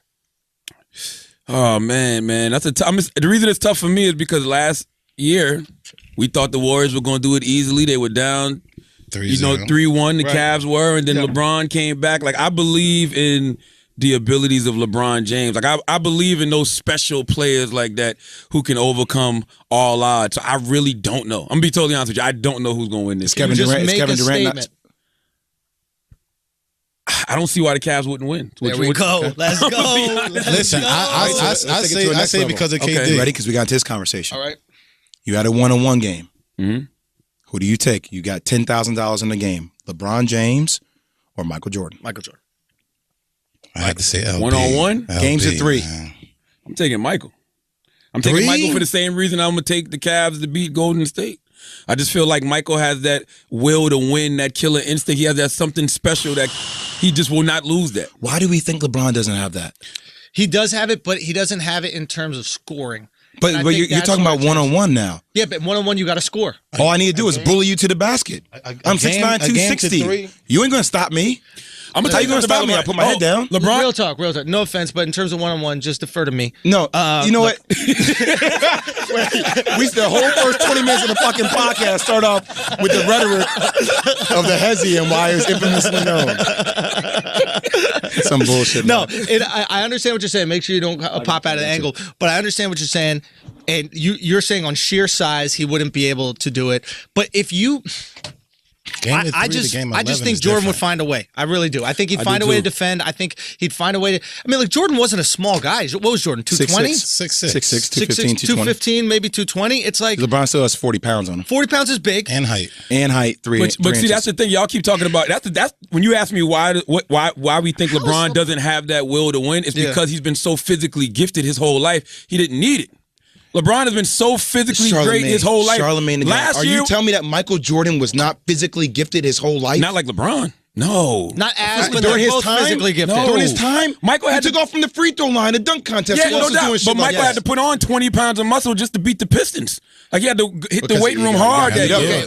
Let's learn different era too. Both are physically gifted. Both are physically gifted, but absolutely agree. LeBron is more physically gifted than Jordan. They're both in the top 1%. It's two different eras though. Yeah. Back in the day, they take your head off for no reason. Yeah, the guy who eats what he wants. He working out. He's getting more diesel. He ate the same thing I ate for the past few months. So he's just built. Yeah, he's built better. But last year was the first time I saw LeBron James. I don't know nothing. Will to win kick in like that. That I will not lose shit like that we used to see with Jordan and Kobe all the time. He did it last year. Yeah, last year. That was the first time I ever saw it. Well, look, let's pay some bills real quick. This week's episode of Brilliant Idiots is brought to you by ZipRecruiter. Finding great talent for your business can be tough. Do you know where to post your jobs to find the best candidate to fill that position? Luckily, there's ZipRecruiter. With ZipRecruiter, you can post your job to over 100 job sites with just one click. ZipRecruiter's powerful technology efficiently matches the right people to your job better than anyone else. In fact, over 80% of jobs posted on ZipRecruiter get a qualified candidate in just 24 hours. No more juggling emails or calls to your office. Simply screen, rate, and manage candidates all in one place with ZipRecruiter's easy-to-use dashboard. Right now, our listeners can post jobs on ZipRecruiter for, wait for it, free. That's right, free. Just go to ZipRecruiter.com/idiots. Find out today why ZipRecruiter has been used by businesses of all sizes to find the most qualified job candidates with immediate results. Again, that's ZipRecruiter.com/idiots to post your jobs on ZipRecruiter for free. That is free, so go do that. We're coming right back. Hold on, let me give some dates too. Oh, I told him see the book, but yeah, tell him exactly. Yeah, congrats on the book, fam. Thank you, my brother. New York Times bestsellers. Oh, also this weekend I'll be at in Texas again. I'll be at Fort Worth, Texas, at the Hyenas Comedy Club. That's the one in Fort Worth. So I'll be there Thursday through Saturday. Make sure you come check that out. And all 5 of your fans will be there. All 5 of my fans and all 3 of Jay Williams' fans will be there. So we're gonna have 8 people in total that are gonna be at these shows. 8? Isn't that the number of points that he spotted you shows? No, that was 6. That was 6. Okay. Yeah, that was 6. Miami. I'm gonna be. He really don't think that he got hit by the Hezi? Oh, he definitely got hit by the Hezi. Thank you, Jay. He definitely got hit by the Hezi. We'll talk about that in 1 second. Listen, I'm gonna be in Miami tonight at the Barnes and Nobles, 12405 North Kendall Drive, 6 p.m. And I'll be in Houston tomorrow at the Barnes and Nobles, 5303 FM 1960 West at 6 p.m. But tonight I'll be in Miami, Barnes and Nobles, North Kendall Drive, 6 p.m. It was the luckiest shot I've ever seen in my life. Thank you. Okay. I appreciate pure that. luck. I call it a prayer. Pure luck, no skill involved. I mean, it was First of all, in the words of Jay Williams, life is not an accident. Okay? Life is not an accident at all. These things happen for a reason. That shot went in for a reason. I hit him with the Hezi like I said I would, then teardrop, and then we're good to go. That's really how it comes down. Okay? You say no skill. I had to get the skill there. The game lasted like an hour, though. You know that, right? I had to tire you out. I knew that your stamina wasn't going to be on point. I knew that you've been out there doing your game day things. wearing your vests and your plaid. And I knew that you weren't in the gym like me. I had to slowly wear them down. When everything changed. Jay tied the game, and he bounced the ball off Andy's head. I know. I tried to embarrass him. I tried to embarrass him. Did not know what to do with himself. Discombobulated. He did not. It's like I saw the switch click on in him. Hey, fuck it was like that. LeBron sitting down on the wall with the Undertaker shirt on. He was like, "Fuck this shit." I had to do it, man. It was my spinach, bro. Yeah. I had to be jogged back in. I had my memory jogged. The best is when I see you like via social media challenge other people to games and people don't respond back to you. I say busting their ass. Like I'll play you one-on-one. Nobody responds. They know what time it is. I go you be trying though. I'll give you A for effort though. Every single city I go to shows and I always play. Every single time I go play. You be busting ass? I bust their ass. I'm undefeated, bro. I'm undefeated. The best part about the game was looking over towards the sideline and you saw me and Shar on the ESPN Ocho set. That little baby set on the side. Yeah, that's how we do it, man. Come on in. Who's that? So yeah. Eddie. So anyway, look, man. So listen, you don't have to make a big entrance. Look, Hey, come on in. so anyway, so basically, yeah. So that's what it is. We found it. Everybody's fine. Everybody's good. Jay is recovered. He said this was harder to come back from than the motorcycle accident. Yes. Really? No, I didn't say that. I'm about to say, where was this at? I'll rewind. Who do you think Harder going for me to to bounce back from that or Kathy Griffin, what she did last? Oh man. Oh man. That girl's such an idiot. I support her right to do it, unfortunately, but I don't support her right to do it. I'm gonna tell you why. Okay. I I'll tell you 2 reasons I don't support her right to do it. Yeah. First of all, I hate when comedians say I'm a comedian, but they forgot to be funny. Like that's what I hate. Like don't use the comedian thing when what you did was not funny. If it was funny, I'm like, I get it. This shit wasn't even funny. And number 2, I keep telling y'all, I'm not no fan of Donald Trump, but you can't threaten the fucking president. You just can't do it. You know the crazy part is though, like he threatens other people, but still you can't retort that with another president.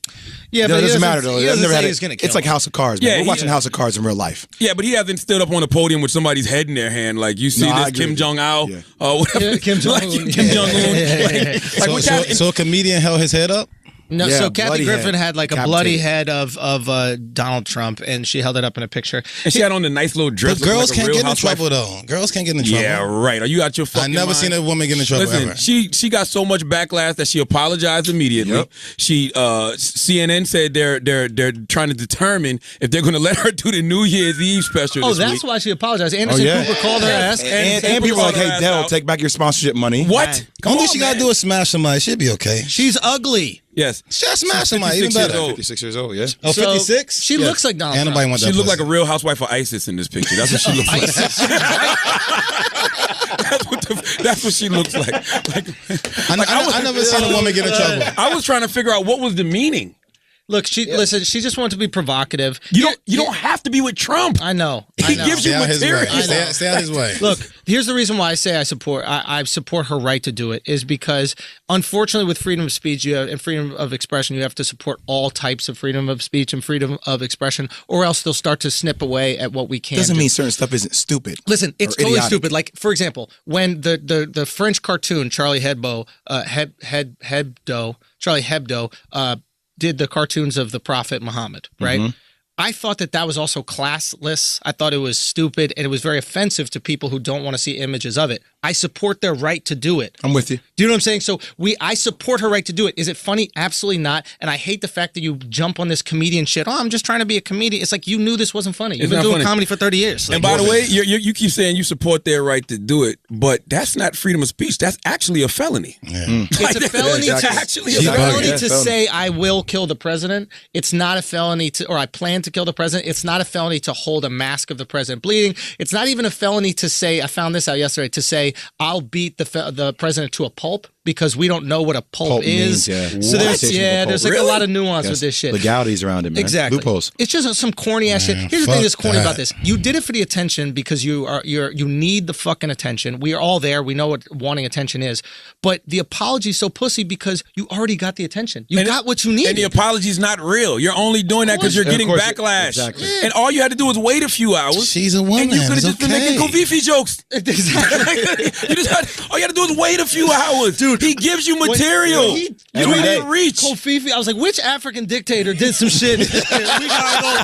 Who is Kofifi? We gotta go after Kofifi now?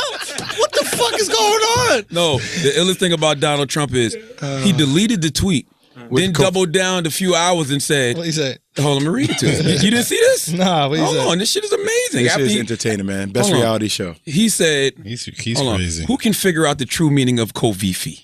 Enjoy. Yo, smart. You know what I've noticed with this dude? Everything is about power, right? In terms of like, he refuses to apologize and refuses to back down because every movement is, how do I show I'm powerful in that moment? Yo, probably NATO when he for the pictures. When he pushed that, he pushed the motherfucker dude out to the way. side. I was like, no, I'm in front. Yo, I'm in front. On some level, it He's was just like, that's ego though. He got that's full what I'm of saying. ego. He's yeah. an But this right here, asshole. ego is important. Like, and with that situation right there, instead of saying, yes, I made a mistake, he's like, nah, I wrote that shit. What's Double up? down. Yeah. People are drawn to power even if you don't like it. People are drawn to reality. Period. Like reality shows. It's like this is a reality show. Yeah. 24/7. Oh, they're drawn to watch the reality. Absolutely. It's a car wreck. You ever go by a car wreck? Like you rubberneck. You can't help you're but gonna stare watch at it. Absolutely. He's trying to get Kathy Griffin locked up too. He ain't gonna get her Listen, locked he up. tweeted out. He a tweeted out. girl. Kathy Griffin should be ashamed of herself. My children, especially my 11-year-old son Barron, are having a hard time with this. Yep. Sick. What you mean, whatever, Chris? You know why you full of shit, Chris? Because if it was an Asian guy that did this shit, you'd be so fucking upset. That's very You Dre. would not. If that was Kathy Griffin doing that to anybody who runs Asia or somebody that you'd be mad as fuck. You can't be a Kathy hypocrite. Griffin did that Don't be a shit hypocrite. to Yao Ming. You'd be fucking furious about it. You know it, Chris. I would appreciate it. If one of the Trumps did that to Barack Obama, would you be upset? I was fine when people criticize Obama. I think it's important to live in a country where Criticize is different than hang him. Hanging a fucking bloody severed really head, gotta Chris. consider. Yeah. sets us apart. Stop it. No, it doesn't. If somebody hung a support that. bloody Barack Obama head, do you know what the backlash would be Oh, on backlash that? should be crazy. Wow. But you have to understand, like, liberals Or and hanging or something conservatives. like that. That's crazy. Liberals and Problem. conservatives are much different in terms of how they're affected by things. You know, like conservatives will be upset because they'll point out, oh, this is hypocritical. If you did this to Barack, it would whatever. Liberals would be more offended by it. They'd be like, oh my God, this is so fucked up. This is so racist. This is horrible. How could you possibly do it? A lot of people did hang Barack Obama. A lot of people did do that for Halloween. It was They very did it at fucked Wisconsin. up. It's fucked up. Wisconsin football And you know games. what? You know what they were smart enough to do? What? Not fucking put their pictures up with it. They just said- you're right. Yeah. Yeah. Guess Somebody what? randomly I caught keep it. telling everybody this. Google people who were arrested for threatening Barack Obama. That list goes back to 2007. It's long as fuck. You get arrested for threatening the president. Yeah. You can't do that. Fuck I'm it. sorry. I don't give a fuck if it's Trump. I don't give a fuck if it's Barack. You can't threaten the The president. problem is though You're not that he's American. opened up this line of communication where it's bullying, right? So people feel like the only way they can retort is by bullying back. Yeah, they say that type of stuff. I saw people saying that this morning, like, look at all the people he's threatened. You're not the president, bro. Yeah. I'm Can't do sorry. that. It's big Exactly. fish. It's big Yeah, fish. exactly. He's little fish. If he really wants to doubt. press charges against Kathy Griffin, he can push that case. The Secret Service tweeted yesterday that we're on it. Like, why bring that kind of energy in your life? At least they're on something. Listen, I keep telling everybody, They're not on Russia. They're not on Russia. Go listen to that episode with Drink Champs. Episode of Drink Champs with Ice-T on it, where Ice-T talks about all the problems he started having after I think he went after, maybe it was Dan Quayle or some fucking body. Body count. What does that mean? He directed, was he killing the president or kidnapping the president or some shit like that? Yeah, he got in the beef. Chris, get on the mic, Chris. Jesus Yeah, man. Christ. Yeah, man. bro. Come on. God. It's a complicated story. Yeah, basically he got into Cop Killer was the song, and the National Police Association took him on, and then Dan Quayle, I think it was during one of the elections, picked up on it, and then it became Dan Quayle versus Ice-T, and the Secret Service got involved, and they were pulling his kids out of school and the whole nine. He talks about it on the Drink Champs podcast. There's a book, The Big Payback by Dan Charnas. There's like 60 pages on He it. said it ruined his life for a moment. Yeah. They were outside his fucking house, Yeah. pulling his Make it kids out of miserable. school. Wow. Yeah. Like they were on him. You can't threaten the president. All right, cool. I'm actually okay with that. I'm glad we're talking about Trump because I got my guy here today with us. I really wanted to have someone explain to me what's happening with Trump Russia, right? And there's two news sources that I trust. A lot of people tweet me, be like, hey, where do you get your information? How do you know it's not biased? There's two things. One is cato.org and the other is reason.com or Reason Magazine. We have the editor of Reason Magazine, Matt Welch, here. He is alum of UC Santa Barbara. That is both of our alma maters. And he's here to break down this connection between I've Trump seen and Matt Russia. before. Where about Hey, Kennedy. Kennedy. There you go. All right. Say those Okay. sources again. Yeah, cato.org, cato.org, and reason.com. Now, Yeah, Matt, you've already made a bunch of mistakes here, but thank Okay. you first of all. I love you guys. We used to do the Independence together. absolutely the independent. Charlemagne. Matt, is Kathy Griffin in the wrong? She's in the wrong for apologizing. Shit. There we go. Hot takes like right that. off Yeah, the bat. get at her, Matt. Let's go, Matt. Just own it. I mean, do it or don't do it. I mean, there's no doubt that if any comedian would have done that to Barack Obama, that comedian would never work again. Yeah. Let's be honest about that. Yeah. I mean, you wouldn't. The outcry would have been crazy. Would have been nuts. It's amazing to me that no one around her said, you know what? That might be going a little bit too far. Yeah. Like no one did. Nobody. And that teaches us something about like the world that we live in. That would seem to be okay. And anything like, even throwing this much shade at Obama, people kind of like get really super nervous and freaked out. But if you're going to do it, own it. Just live it and have it. The thing is now she's getting ditched by Squatty Potty. I had forgotten that she actually dropped her already? Squatty Potty. Yep, they dumped her right. Wow. As I was sitting over there in the lobby. They dumped her. There you go.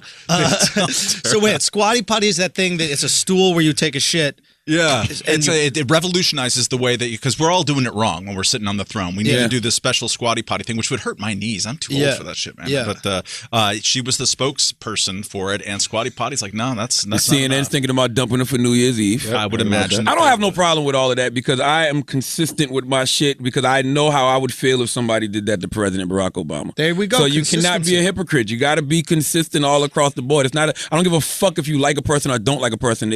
Is it right or wrong? What she did, it's wrong. It's period. Oh, God. It's not even technically wrong. It's wrong. It's totally wrong. There's no question about that. But you have the right to do it. Yeah, and people do wrong stuff every single day on the internet, right? Well, kind of. She has the right to do it, and you kind of don't, right? The Secret Service will get after That's you. what I'm saying. I mean, it's a felony. There's going to be a visit to There'll be a house. visit, of course, but legally speaking, she's not saying I plan to kill the president or I'm going to kill the president, right? I mean, this is a mask of the president. I wasn't there kind of a little bit of we might think about assassinating the president at the Eminem video in 2004. Right? Do you remember this? There was he dropped a song right before the 2004 election, so everyone hated Bush back then. Yeah, and I'm forgetting it. But there was a hint of like there was 9/11 conspiracy in it for sure. Like Bush knew, and there's some graffiti to that effect. But I thought that there was a little bit of a hint of maybe that what we should do is assassinate the president. I mean, it always works that way. You can make jokes or you can allude to assassinating Republican presidents. You can't do it really too much with Democrats. You certainly couldn't do it with Barack Obama. Why is that? Well, with Barack Obama, it makes total sense. We have a history of lynching and slavery people, and in this country. So why liberal and Democrat? Why the difference in treatment? Because the culture is predominantly liberal, conservative Democrat. It just really is. Like Donald Trump is conservative, really. I mean, Donald Trump isn't even conservative, but he's part of the Republican tribe, and the culture predominantly, not totally, but predominantly is of the Democratic or liberal tribe, and that's just you and I don't belong to either, so I kind of step outside of it, and that's why I trust you, man. You notice. Well, first of all, I should say I'm not an alma mater of UCSB. I'm a dropout. I got kicked out for bad grades, dude. I apologize for bringing you on. That's okay. Wait, man. So take me to Russia real quick. So, okay, how many things need to happen? Like, how many meetings does Jared Kushner need to have? How many things need to occur?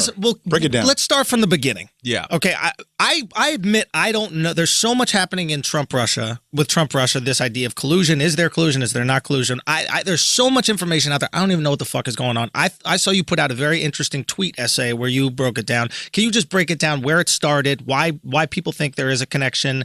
You can tell us if you think there is one, but just give us what the facts are, what we know. So I think it's important to separate out what we know to be true, what we think we know to be true, and what we really desperately wish to be true, yes. whether because we hate the hell out of Trump, and I'm kind of in that camp, or we want to defend him and we hate the hell out of the media that's propagating this, or the deep state that's leaking out towards him. So what do we know that is true? Donald Trump is a weirdo outsider to politics, to ideology. He's a rando who became president, right? Gotcha. And so what is the talent pool around him? It's going to be fellow randos, right? Paul Manafort, who was his campaign manager for a few months in the summer, is like a C or D list political operative out there. You weren't going to get the top talent from the history of the Republican Party to coalesce around Donald Trump. It was going to be kind of the weird guys, right? Or the opportunists like Chris Christie eventually when it became inevitable. So Manafort has a history with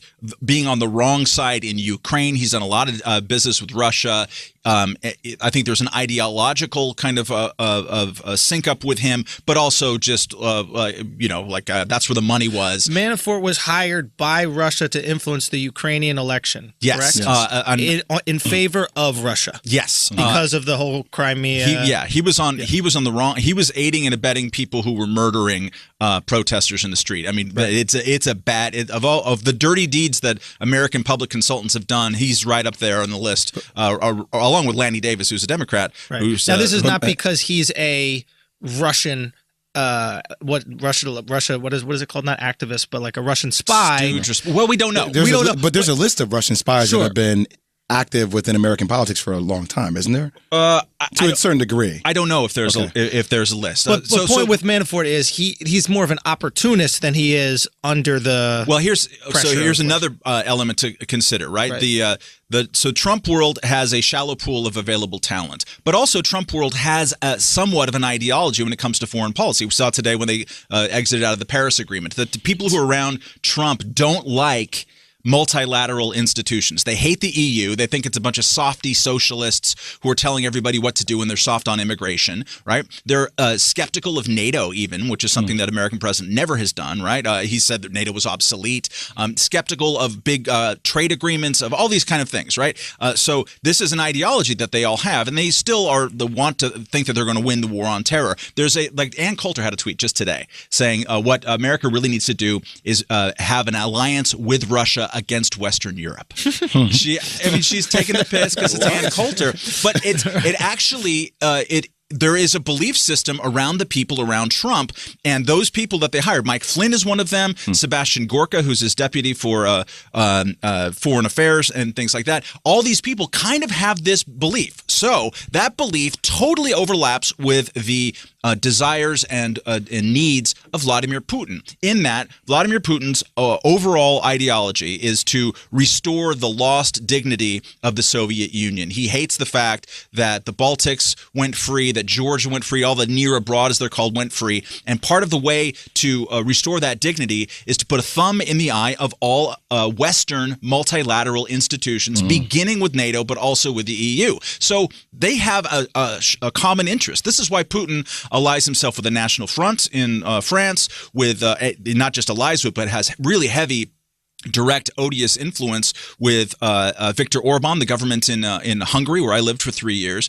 He's really sort of mucked about in Central Europe over there, but they have a commonality of interest. So there's a reason why he does it, because if he supports Donald Trump, and he totally did, and he wanted him to win, and I think directly tried to influence hackers and get information out there against the Democrats, because it's really great if someone who is skeptical of these Western institutions becomes an American president or a French president and so on. So there's an alignment of interest here. The enemy of my enemy is my friend. Yeah, I mean they had shared goals, and so I think that also works both ways. This now again, we're talking about stuff we know. Okay, we also know that people around Trump, including especially those kind of people who are randos, who have these kind of ideological alignment with being against these multinational institutions. So they're not really high quality people. Mike Flynn was Obama rightly fired him as being kind of a garbage person.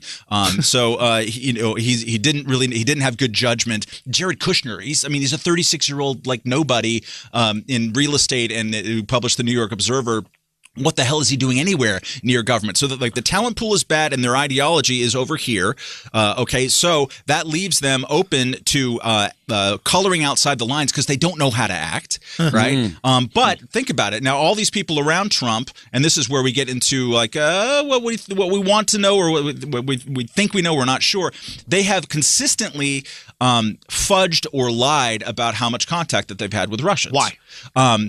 That's the question. We don't know why. So clearly because some bullshit's going on. Clearly because some bullshit's going on, but also because they're under all this scrutiny about Russia, right? So maybe they want to evade the scrutiny about Russia. Does two things. One, it makes every single contact that we have with Russia, or the Trump people have with Russia, they will freak out about. Everyone will say that this is indicative of fill in the blank. There's so much scrutiny on that, including all the intelligence communities. The reporting this week of Russian conversations about that they think that they had Trump over the barrel. These are all leaks coming from. What you mean over the barrel? That's like somebody was getting butt fucked over some oil. Sounds like Wax is back in the room.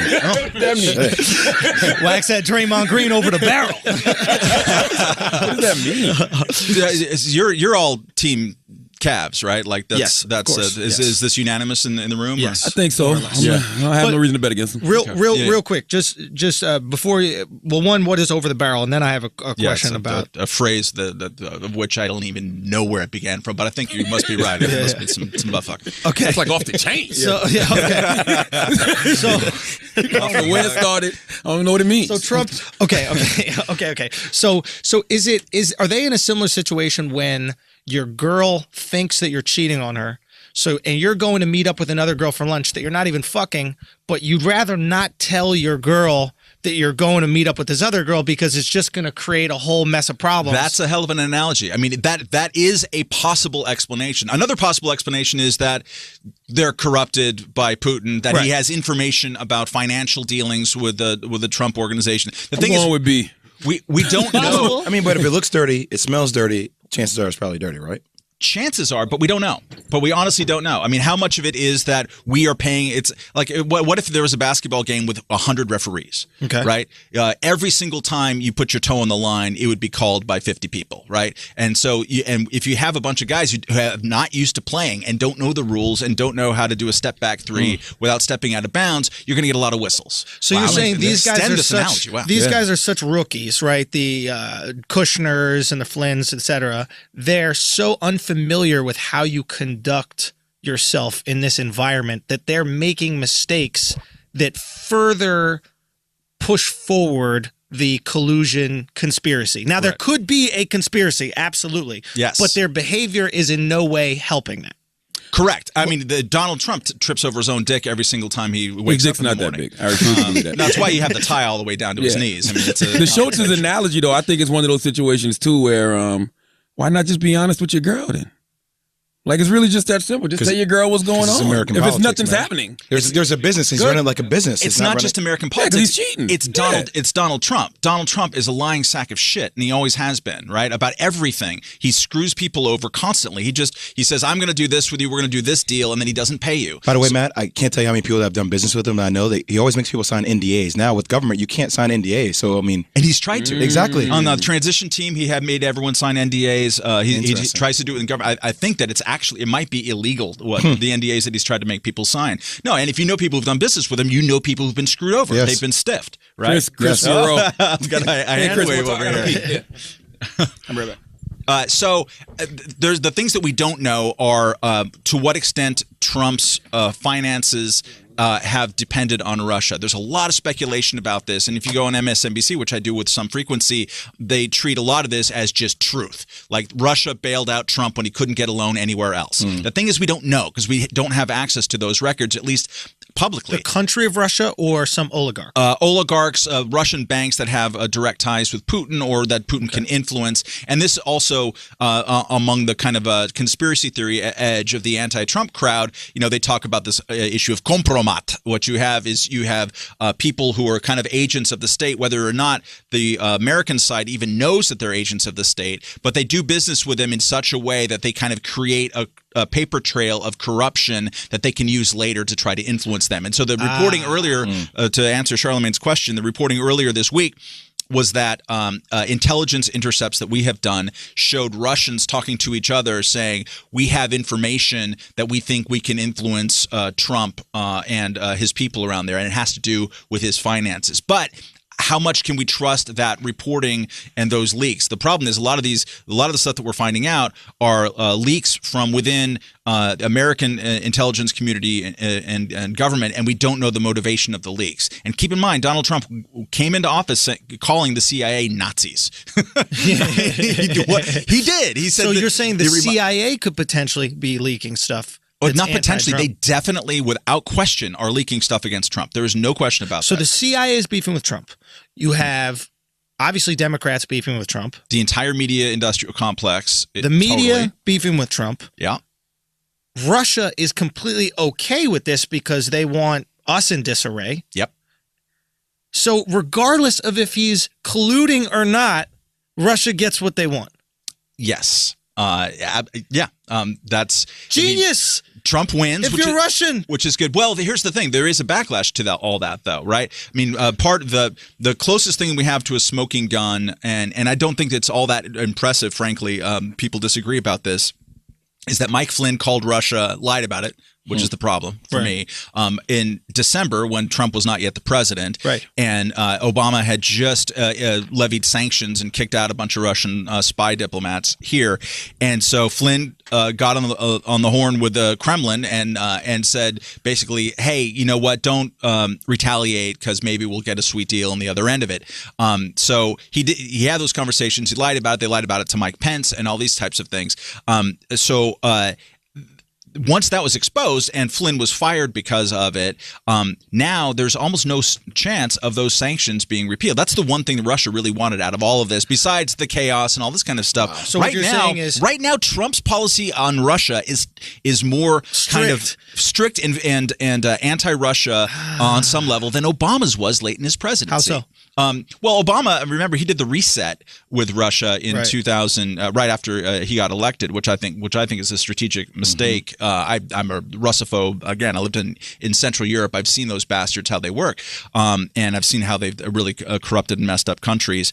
So Obama was soft on Russia and also was not very interested in the concerns of people in Poland and Hungary and Czech Republic. Those people like, bring us the missiles, bring us the defense shield. Like we know our history sucks with these people. We want protection. And Obama's like, you know what? That's like poking the bear. We don't want to poke the bear. We want to be nice. So he had been nice up until then. Putin came back into the picture because he sort of stepped aside for a while during that reset period.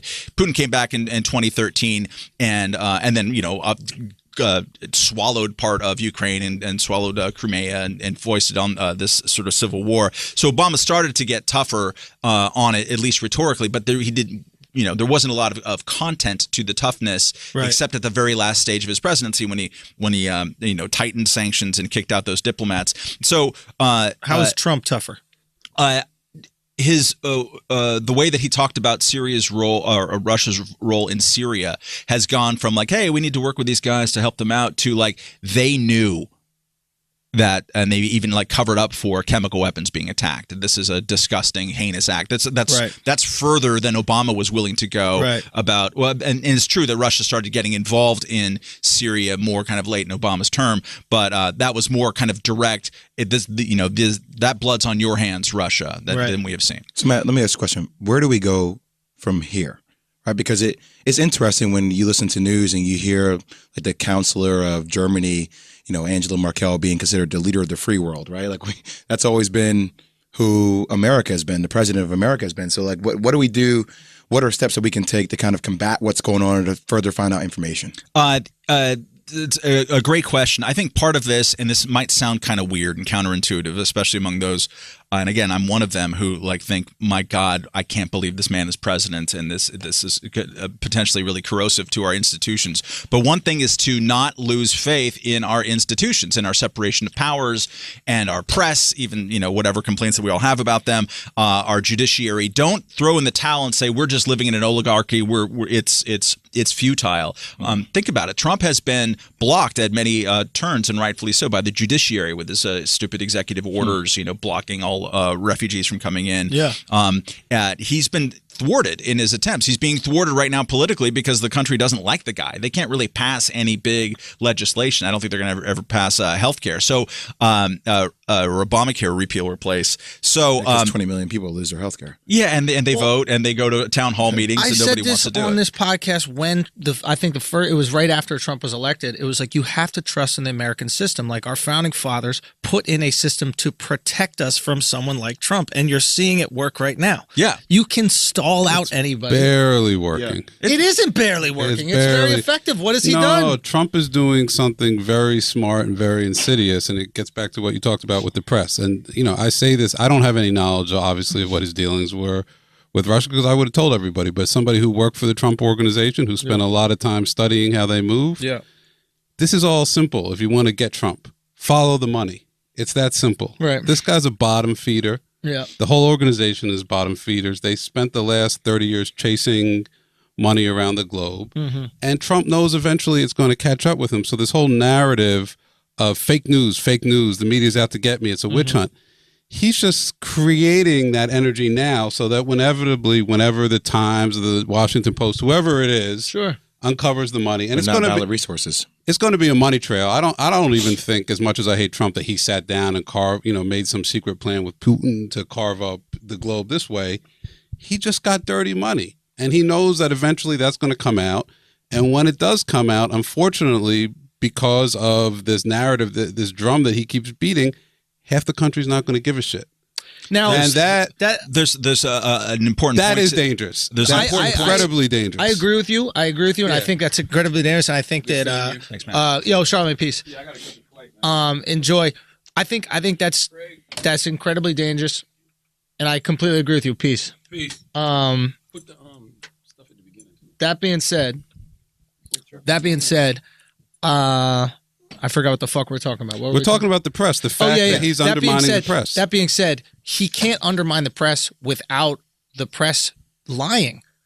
Like he's absolutely taking advantage of a situation, but it is a problem in media, and you're someone in media. We can talk to you about this. Reporting things that aren't exactly true, reporting news that isn't exactly real. The biggest thing the media is doing wrong, in my opinion, right now, is that anything that comes up, they hyperventilate. So there was a story, for one of 1,000 random examples.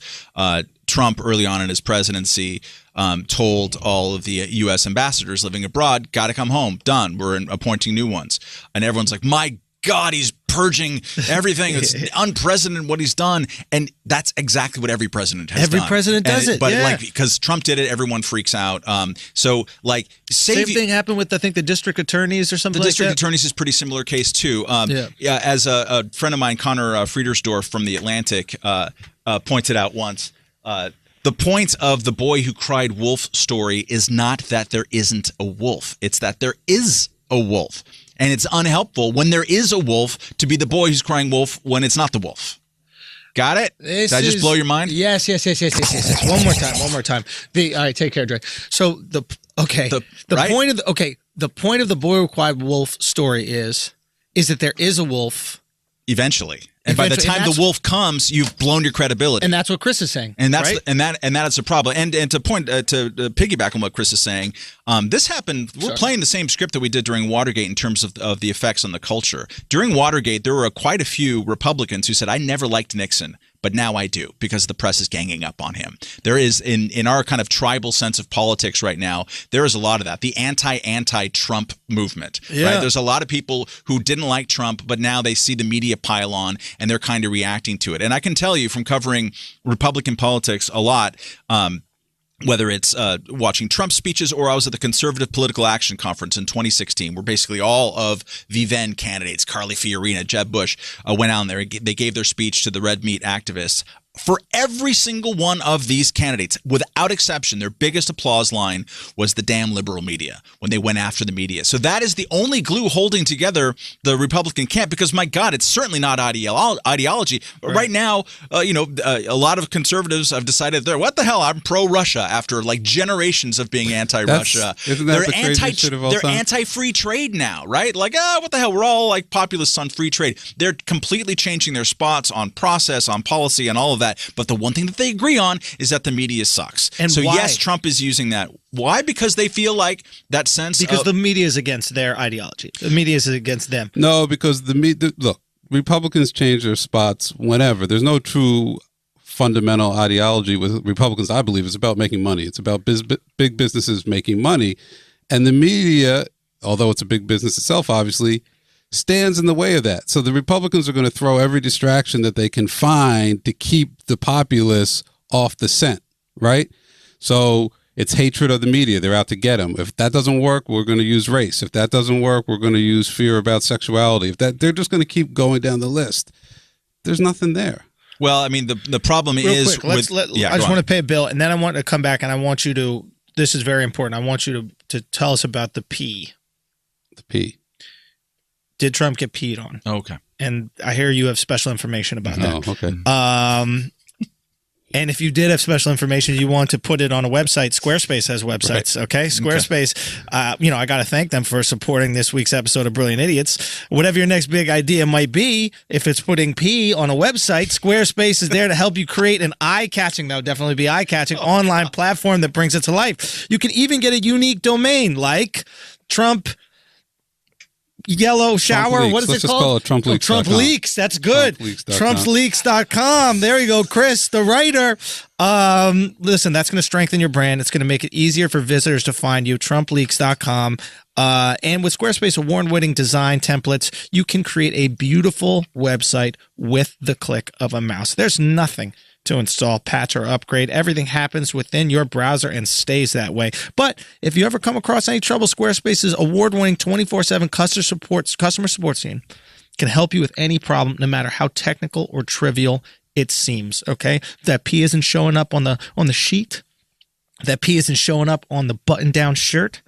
You could just call them up right there and they say, how can we make this pop? Okay, make your next move and start your free trial at squarespace.com today.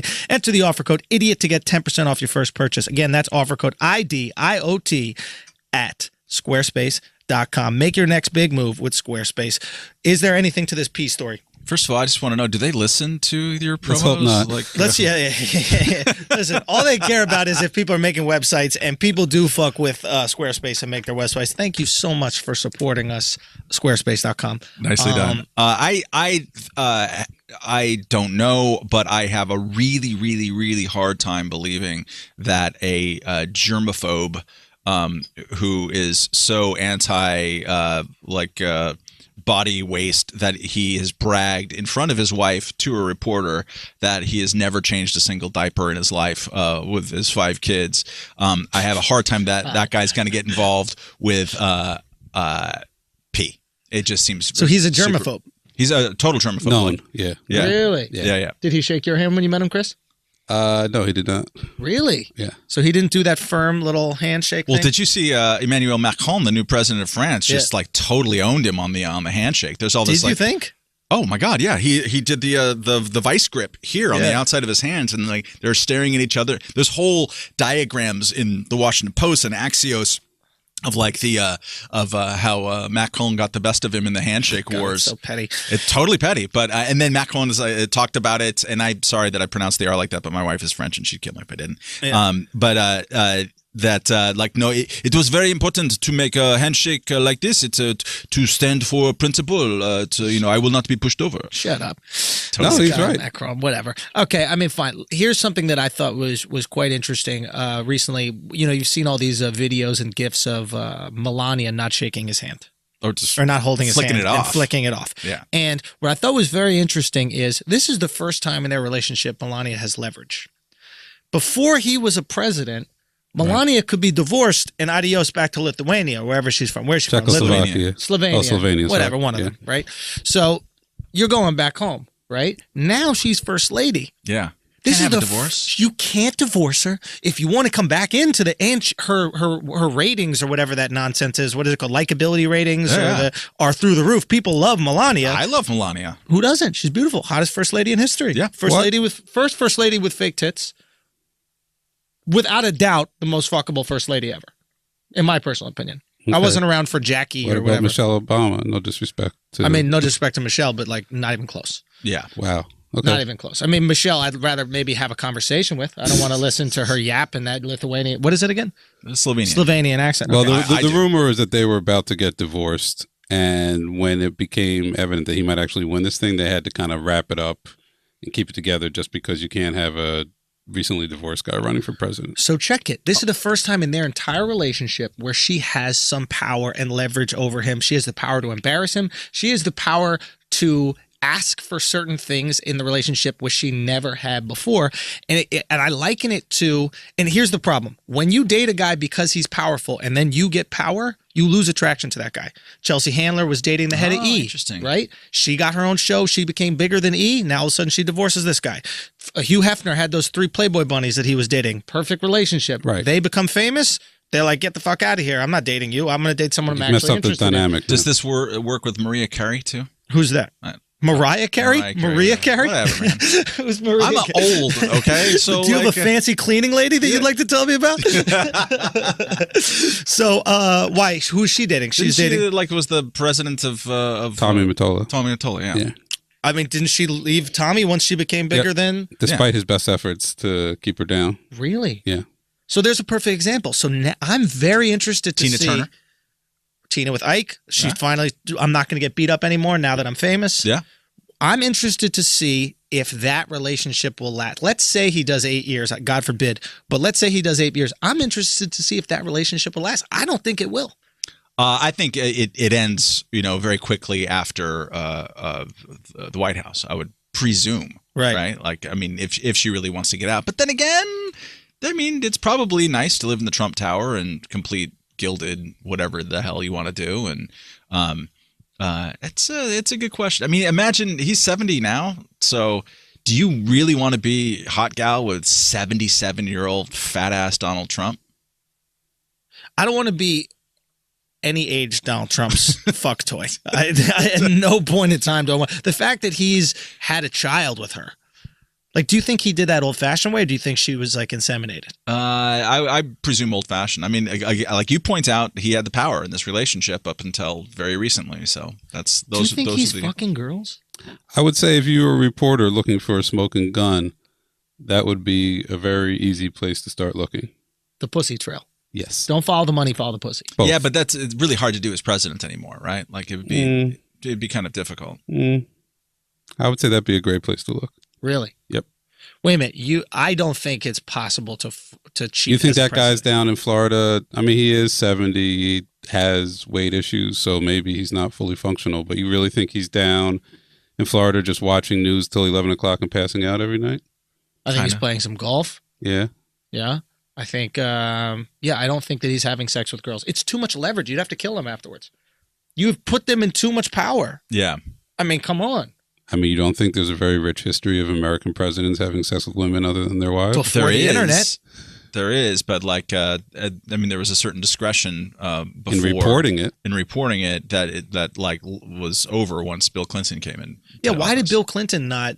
Why wasn't he afforded the same luxuries as a JFK? Because he was FDR? gross about it. I mean, everybody knew about it, and he was an issue when he was a governor of Arkansas. Hillary was always having to sort of come out and so he abused you get some side pussy as president. No, I mean JFK was twice as gross, probably. I mean JFK was completely flagrant. It was. I mean, and this is where you can talk about, well, the media has this liberal bias. The fact is, like, the media came after him for that. The media dropped whatever sort of gentleman's agreement they had for all these years with Clinton. Clinton was the first one. Well, no, Clinton was the first president. I agree with you, but he's not the first one. That thing broke with Gary Hart in 1987. Sure. He was going to be the young, handsome new president, and he said, come at me. You can follow me. I'm not a playboy. And Monkey Business, was that the name of the boat? Monkey Business. He had a boat called the Monkey Business. Wait a minute. No, seriously, look it up. It's the greatest thing ever. Okay. And he was dallying with Donna Hart. Was that the name? Yep. Are we outing our own age here? Hey. He was banging another girl but with the same last name? No, it was Donna Rice. Donna Rice. Thank you. Okay. Yeah. Donna Rice on the Monkey Business, and there were photos, and they're monkeying around, and it sunk his presidential campaign. And I think there's at least a couple of books that point to like that was the beginning of the end for the American political media. Because I mean, maybe that's part of it, that the media saw what an appetite there was in the general public for this sort of stuff, and then they just had to feed it. This is the worst time in history to be famous. The whole point of being famous back in the day, not the whole point of being famous was just tons of pussy at your doorstep, right? Being great at something is completely different, but fame is what gets you to pussy. And now you can't fuck anything, because the second you fuck something and you're wealthy or famous, you get a rape charge, you're cheating on your wife, and there's 15 cameras out, they want to expose you. It's just the worst time in history. I say you might as well be broke and have game. Yeah. That's way better. Be broke, have game, get tons of pussy. Girls are on birth control and shit like that now. You can use it. But this fame to get laid shit, no way. That's Barack Obama's, I won't say it's his greatest achievement, but if you consider, he's probably the first sitting American president who was actually attractive. Right? Who was powerful and a good-looking. Oh, Reagan, right? Come on, different. He's different. I'm saying. Okay.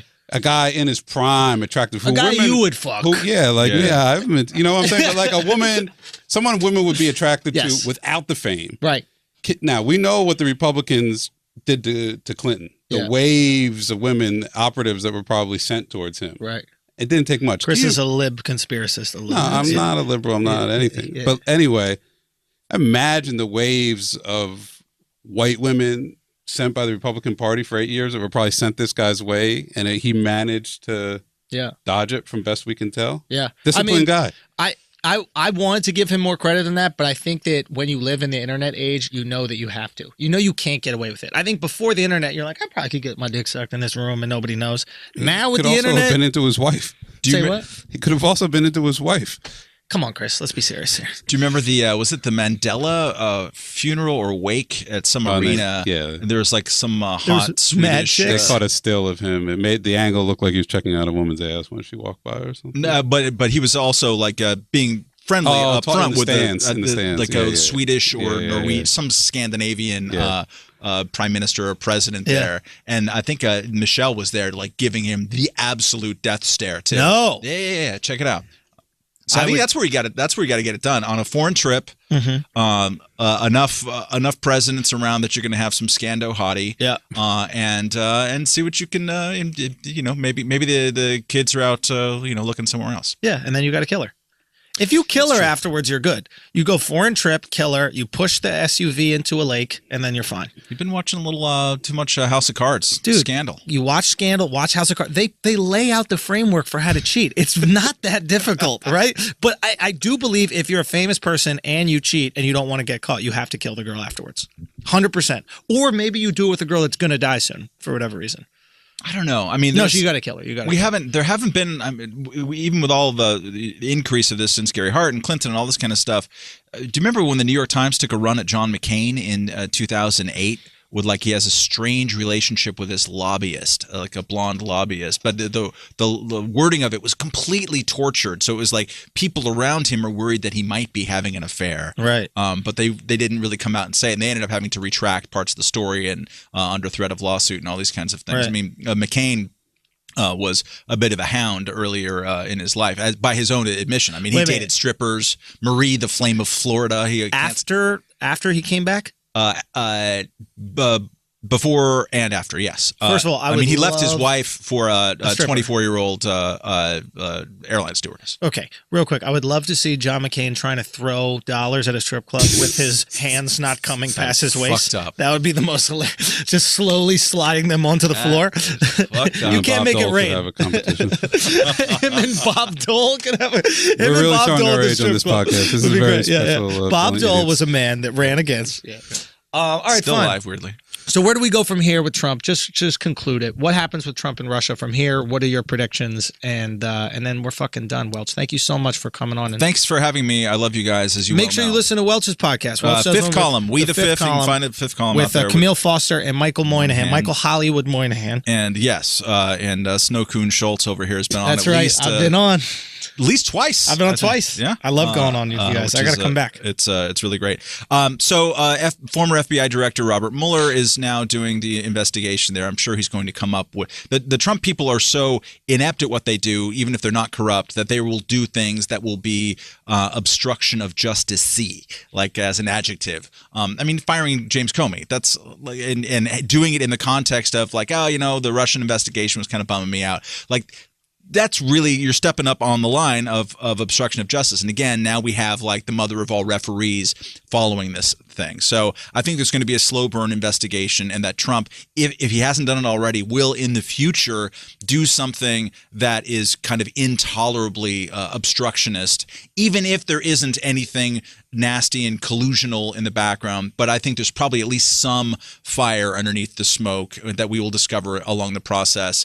And his approval ratings are 40%. If they go to 35, if they go to 30, and Republicans are set up for an absolute wipeout in 2018, which I think that they probably will be, that's when Republicans will finally decide, hey, look, this is becoming an impediment to our personal success, and you'll start to see people peel off, first from the administration, and then be an open revolt in the Senate and elsewhere. Wow.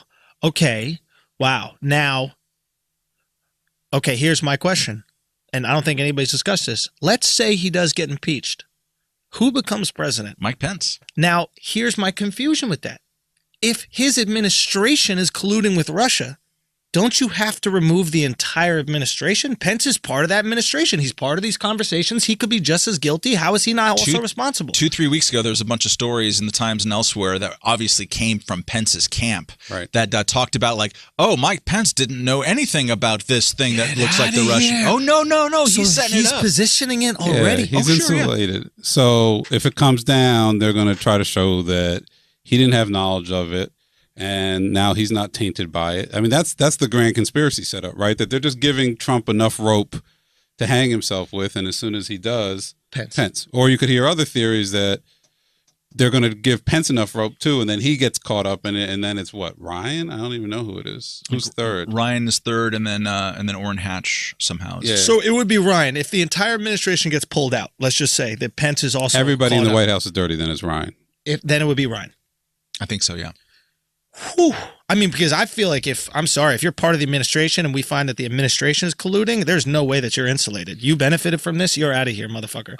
The other thing is if he, steps on his dick and does things that are intolerable, even if there's no fire under the smoke, what then? What if he resigns or is impeached based on like firing Jim Comey and doing these kind of things, but there wasn't collusion with the Russians? There wasn't really all that much improper behavior. That, to me, is the worst case scenario. Why? Because then he will have cause to say an entire party, an entire media complex, an entire deep state sabotage my presidency. We will have 30% of this country will believe that to be true, and we will have a low-level civil war in this country. Hopefully without the violence, but if enough people believe that is true and that there isn't really anything that's all that terrible underneath all of that, then we're in bad scenario. So part of me, and this sounds totally weird, part of me hopes he stays in. No, part of me hopes that if he is impeached, that he really, really, really did something totally black and white terrible, and not just you shouldn't have fired Jim Comey. That makes much more sense to me. Impeach him for some real Russian collusion. Don't impeach him for some nonsense because you feel bad that you've brought this whole case against him. You've brought the entire media against him. Or it also might be, to your point earlier, it might just be corruption. We haven't actually – there's so much going on that people aren't really focusing on the fact that dude just opened up a hotel in Washington and like is having foreign dignitaries stay at his hotel while he's president. I mean there's so much corruption. Everywhere. It's crazy. And you can say, Andrew, well, the system that the founding fathers put in place hasn't been compromised. We're all right. Now, we got a big problem. This guy has lowered, if nothing else, and we haven't even talked about Paris, right? Like, if nothing else, this guy has lowered the bar so low for what's acceptable for a president to get away with. It's going to take generations to undo that damage. I mean, can you imagine if any other president had settled a $25 million fraud case months after winning against a university they had started? That right there would have ran every other president out of town immediately. Well, I hope that one reaction to that, kind of like it happened with Nixon, is that our friends on the Democratic side will think, maybe we shouldn't give presidents that much power, which I think is part of the problem here. We've overloaded on presidential power for the last century, but really for the last 3 presidents, including Trump. And we need to dial that back and reestablish Congress as a thing instead of Congress just punting every opportunity it has to do anything. How do we... I guess this is my final question. How do we get the sides? How do we get both sides? How do we get the right and left to work together? And the reason I ask that is because I've noticed, like you said, how tribal politics has become. And I think it's a reflection of us just not knowing the issues enough. And if I don't know the issues, what I will do is identify with a party. And I'll identify with the policies and the ideology of that party. I'm progressive. I'm open-minded. I'm accepting. Well, I'm a liberal. So that's what I support, and I'm going to vote democratically, right? So how – now, if both sides, if neither side know the issues and they're voting blindly, they're voting based on, this tribalism, how can you get them to come together? It's hard, but here's a thing to take in that's positive, which is 1970. They've been asking people since then, how do you sort of self-identify, even if you're not a member of a party? Do you self-identify as a Democrat, Republican, or as an independent? And in 1970, the number of people who said independent was around 18%. It wasn't much. Democrats were 50, Republicans were 30 odd. Now, 45% say independent. Wow. People, and among millennials, it is much more than any other group. Really, really high numbers. Just like I don't like these brands. I want to consider myself aside from that. And I think Democrats are like 32 and Republicans are 28 or whatever. It's not much. And actually, it's lower than that for both of those. So the first step is the detaching from tribalism, and that allows for opportunities and for people to start thinking on a case-by-case basis. Like, hey, look, I may be a libertarian and have crazy ideas about the government should be a lot smaller, but you, progressive, believe, like I do, that we should end the war on drugs. So let's work on that problem together. Right. We'll oppose each other in the next time around about a different issue. And I think people are beginning to realize that and actually act on that. We will work issue by issue to do this and hopefully detach ourselves from the tribalism. The tribalism right now doesn't work as a positive thing in terms of like, I affiliate with these people because I want their goals. To some degree, they do, like the Bernie Sanders left right now. You know, they have goals of a $15 minimum wage and universal health care. They don't even understand They it. don't, but that's a separate question. But the right side, the Republican side, conservative tribalism right now doesn't really even have shared goals. What they have is shared hatred of the other side. I'm not this. That is, and that is what motivated people much more than even I expected in the last election, because the people who voted for Trump really hated Hillary, and people who voted for Hillary really hated Trump. The third parties, libertarians did 4 times better than they ever had before. Right. Greens did better than they'd done since 2000. So there is more movement in that direction. But the first step is just to detach from that mindset and encourage your fellow people to do it, and then just talk on an individual basis. But even right there is the problem, right? Because if we're addressing each issue, you actually have to know something about that issue to address it. Like anybody who says, and I used to say this on this podcast, I'm guilty of this. I'm like, $15 minimum wage makes perfect sense. I did some research on this. It makes absolutely no sense. The only people that it hurts are poor people. Right? You increase the price of goods to make up for the price of the wage. Now somebody who makes $15 an hour, who had always made that, has to pay 30% more for those goods. And they don't have a job. And they might not have a job, but let's say they still do have a job. They're still making 15, right? Because it's not like the people who were making 15 before also get a bump. Yeah. Right? The $15 wage guy stays at 15, but now he has to pay 30% more for his goods. So now you've taken 30% out of his paycheck by increasing minimum wage. And the price of government goes up because you have to pay. Government, you have to pay. And so that means your taxes are going to have to go up to pay for the fact that the government is paying more for labor. Anybody who does a little bit of research on this will find it. And I'm guilty of not doing it. But I think that's the major issue, is we don't care enough about these issues to actually research them. If we did, we'd identify as independent. If we did, we'd be like, oh, I'm fiscally conservative, but I'm, socially tolerant or socially liberal, et cetera. Like most people who actually care about the issues are. The people I know who are really invested in politics and really know what's going on do not line with one side. And they can at least have conversations about both. They can say, this makes sense over here. This doesn't. So I think, how do we indoctrinate people? How do we like trick? Don't indoctrinate. Just have conversations like this. Fair enough, but how do we? I feel like you have to almost do that. Like I feel like people are so dumb, you almost have to trick them into wanting to be smart. You know what I mean? Like we're tricking people into wanting to be dumb. We got to trick them into wanting to be smart. I mean, part of it is people are attracted to honesty, including the honesty of saying, "I don't know." Which, I do a lot of punditry on TV, and you can't do this every time. You can do this 1 out of 30 times. But like when they ask you something like, I was asked on MSNBC, so, what was Michael Flynn's relationship with Trump, and what did he tell the Russians? I'm like, dude, I wasn't part of that conversation. I don't know. But like, there's not enough humility in politics and analysis, and knowing that there are limits to your own knowledge, but also being able to have a conversation like real people, and something that you do well in every context that you're in, of like cutting through the bullshit and like, this is how human beings talk. That in itself is attractive. And people want to be part of conversations where they hear themselves out there. And it sounds a little bit meta, but that helps rather than just sounding like Democratic strategist, Republican strategist. You know? Like, let's have the conversation. Try to act like a human, see what that's like. Yeah, I mean, one of the reasons I really wanted you to come on is because I feel a responsibility to the people that listen to this podcast. Like, if I have access to information to share with them, you know, and I try to do that as much as I can. I just know that you have access to way more information about this situation than I do. And I felt kind of guilty every week talking about it, but not knowing. I can talk basketball and know it. You know, I just haven't read, nor do I really give a fuck enough to read all the shit that you've read about Russia. But I want these people that listen to be able to talk about it. And I want some guy at a bar who's talking to some girl, and some girl says something about Russia, and then him to be like, well, actually, do you know about Manafort? And then get some pussy out of it. You know, I really hope, I honestly hope that happens. Or a girl at a bar to see a guy mouthing off, and then she brings up Manafort. He doesn't know what the fuck's going on. She's like, get the fuck away from me. You're a dork. So I'd like just, you know, for us to have these conversations and share this. Well, thank you for inviting me to. Absolutely. And if you're interested in this kind of stuff every single week, make sure you listen to the Fifth Column podcast. It's very, very entertaining. I'm going to come back on soon if they'll have me. And check out Reason.com, where we have tons of stuff every day. I tell you, there's 2 sites I trust: Reason and Cato. Do you go to Cato? Sure, absolutely. Yeah. I mean, you know, we're all friends. We can collaborate. I trust you guys because you don't have you know you're going to lose.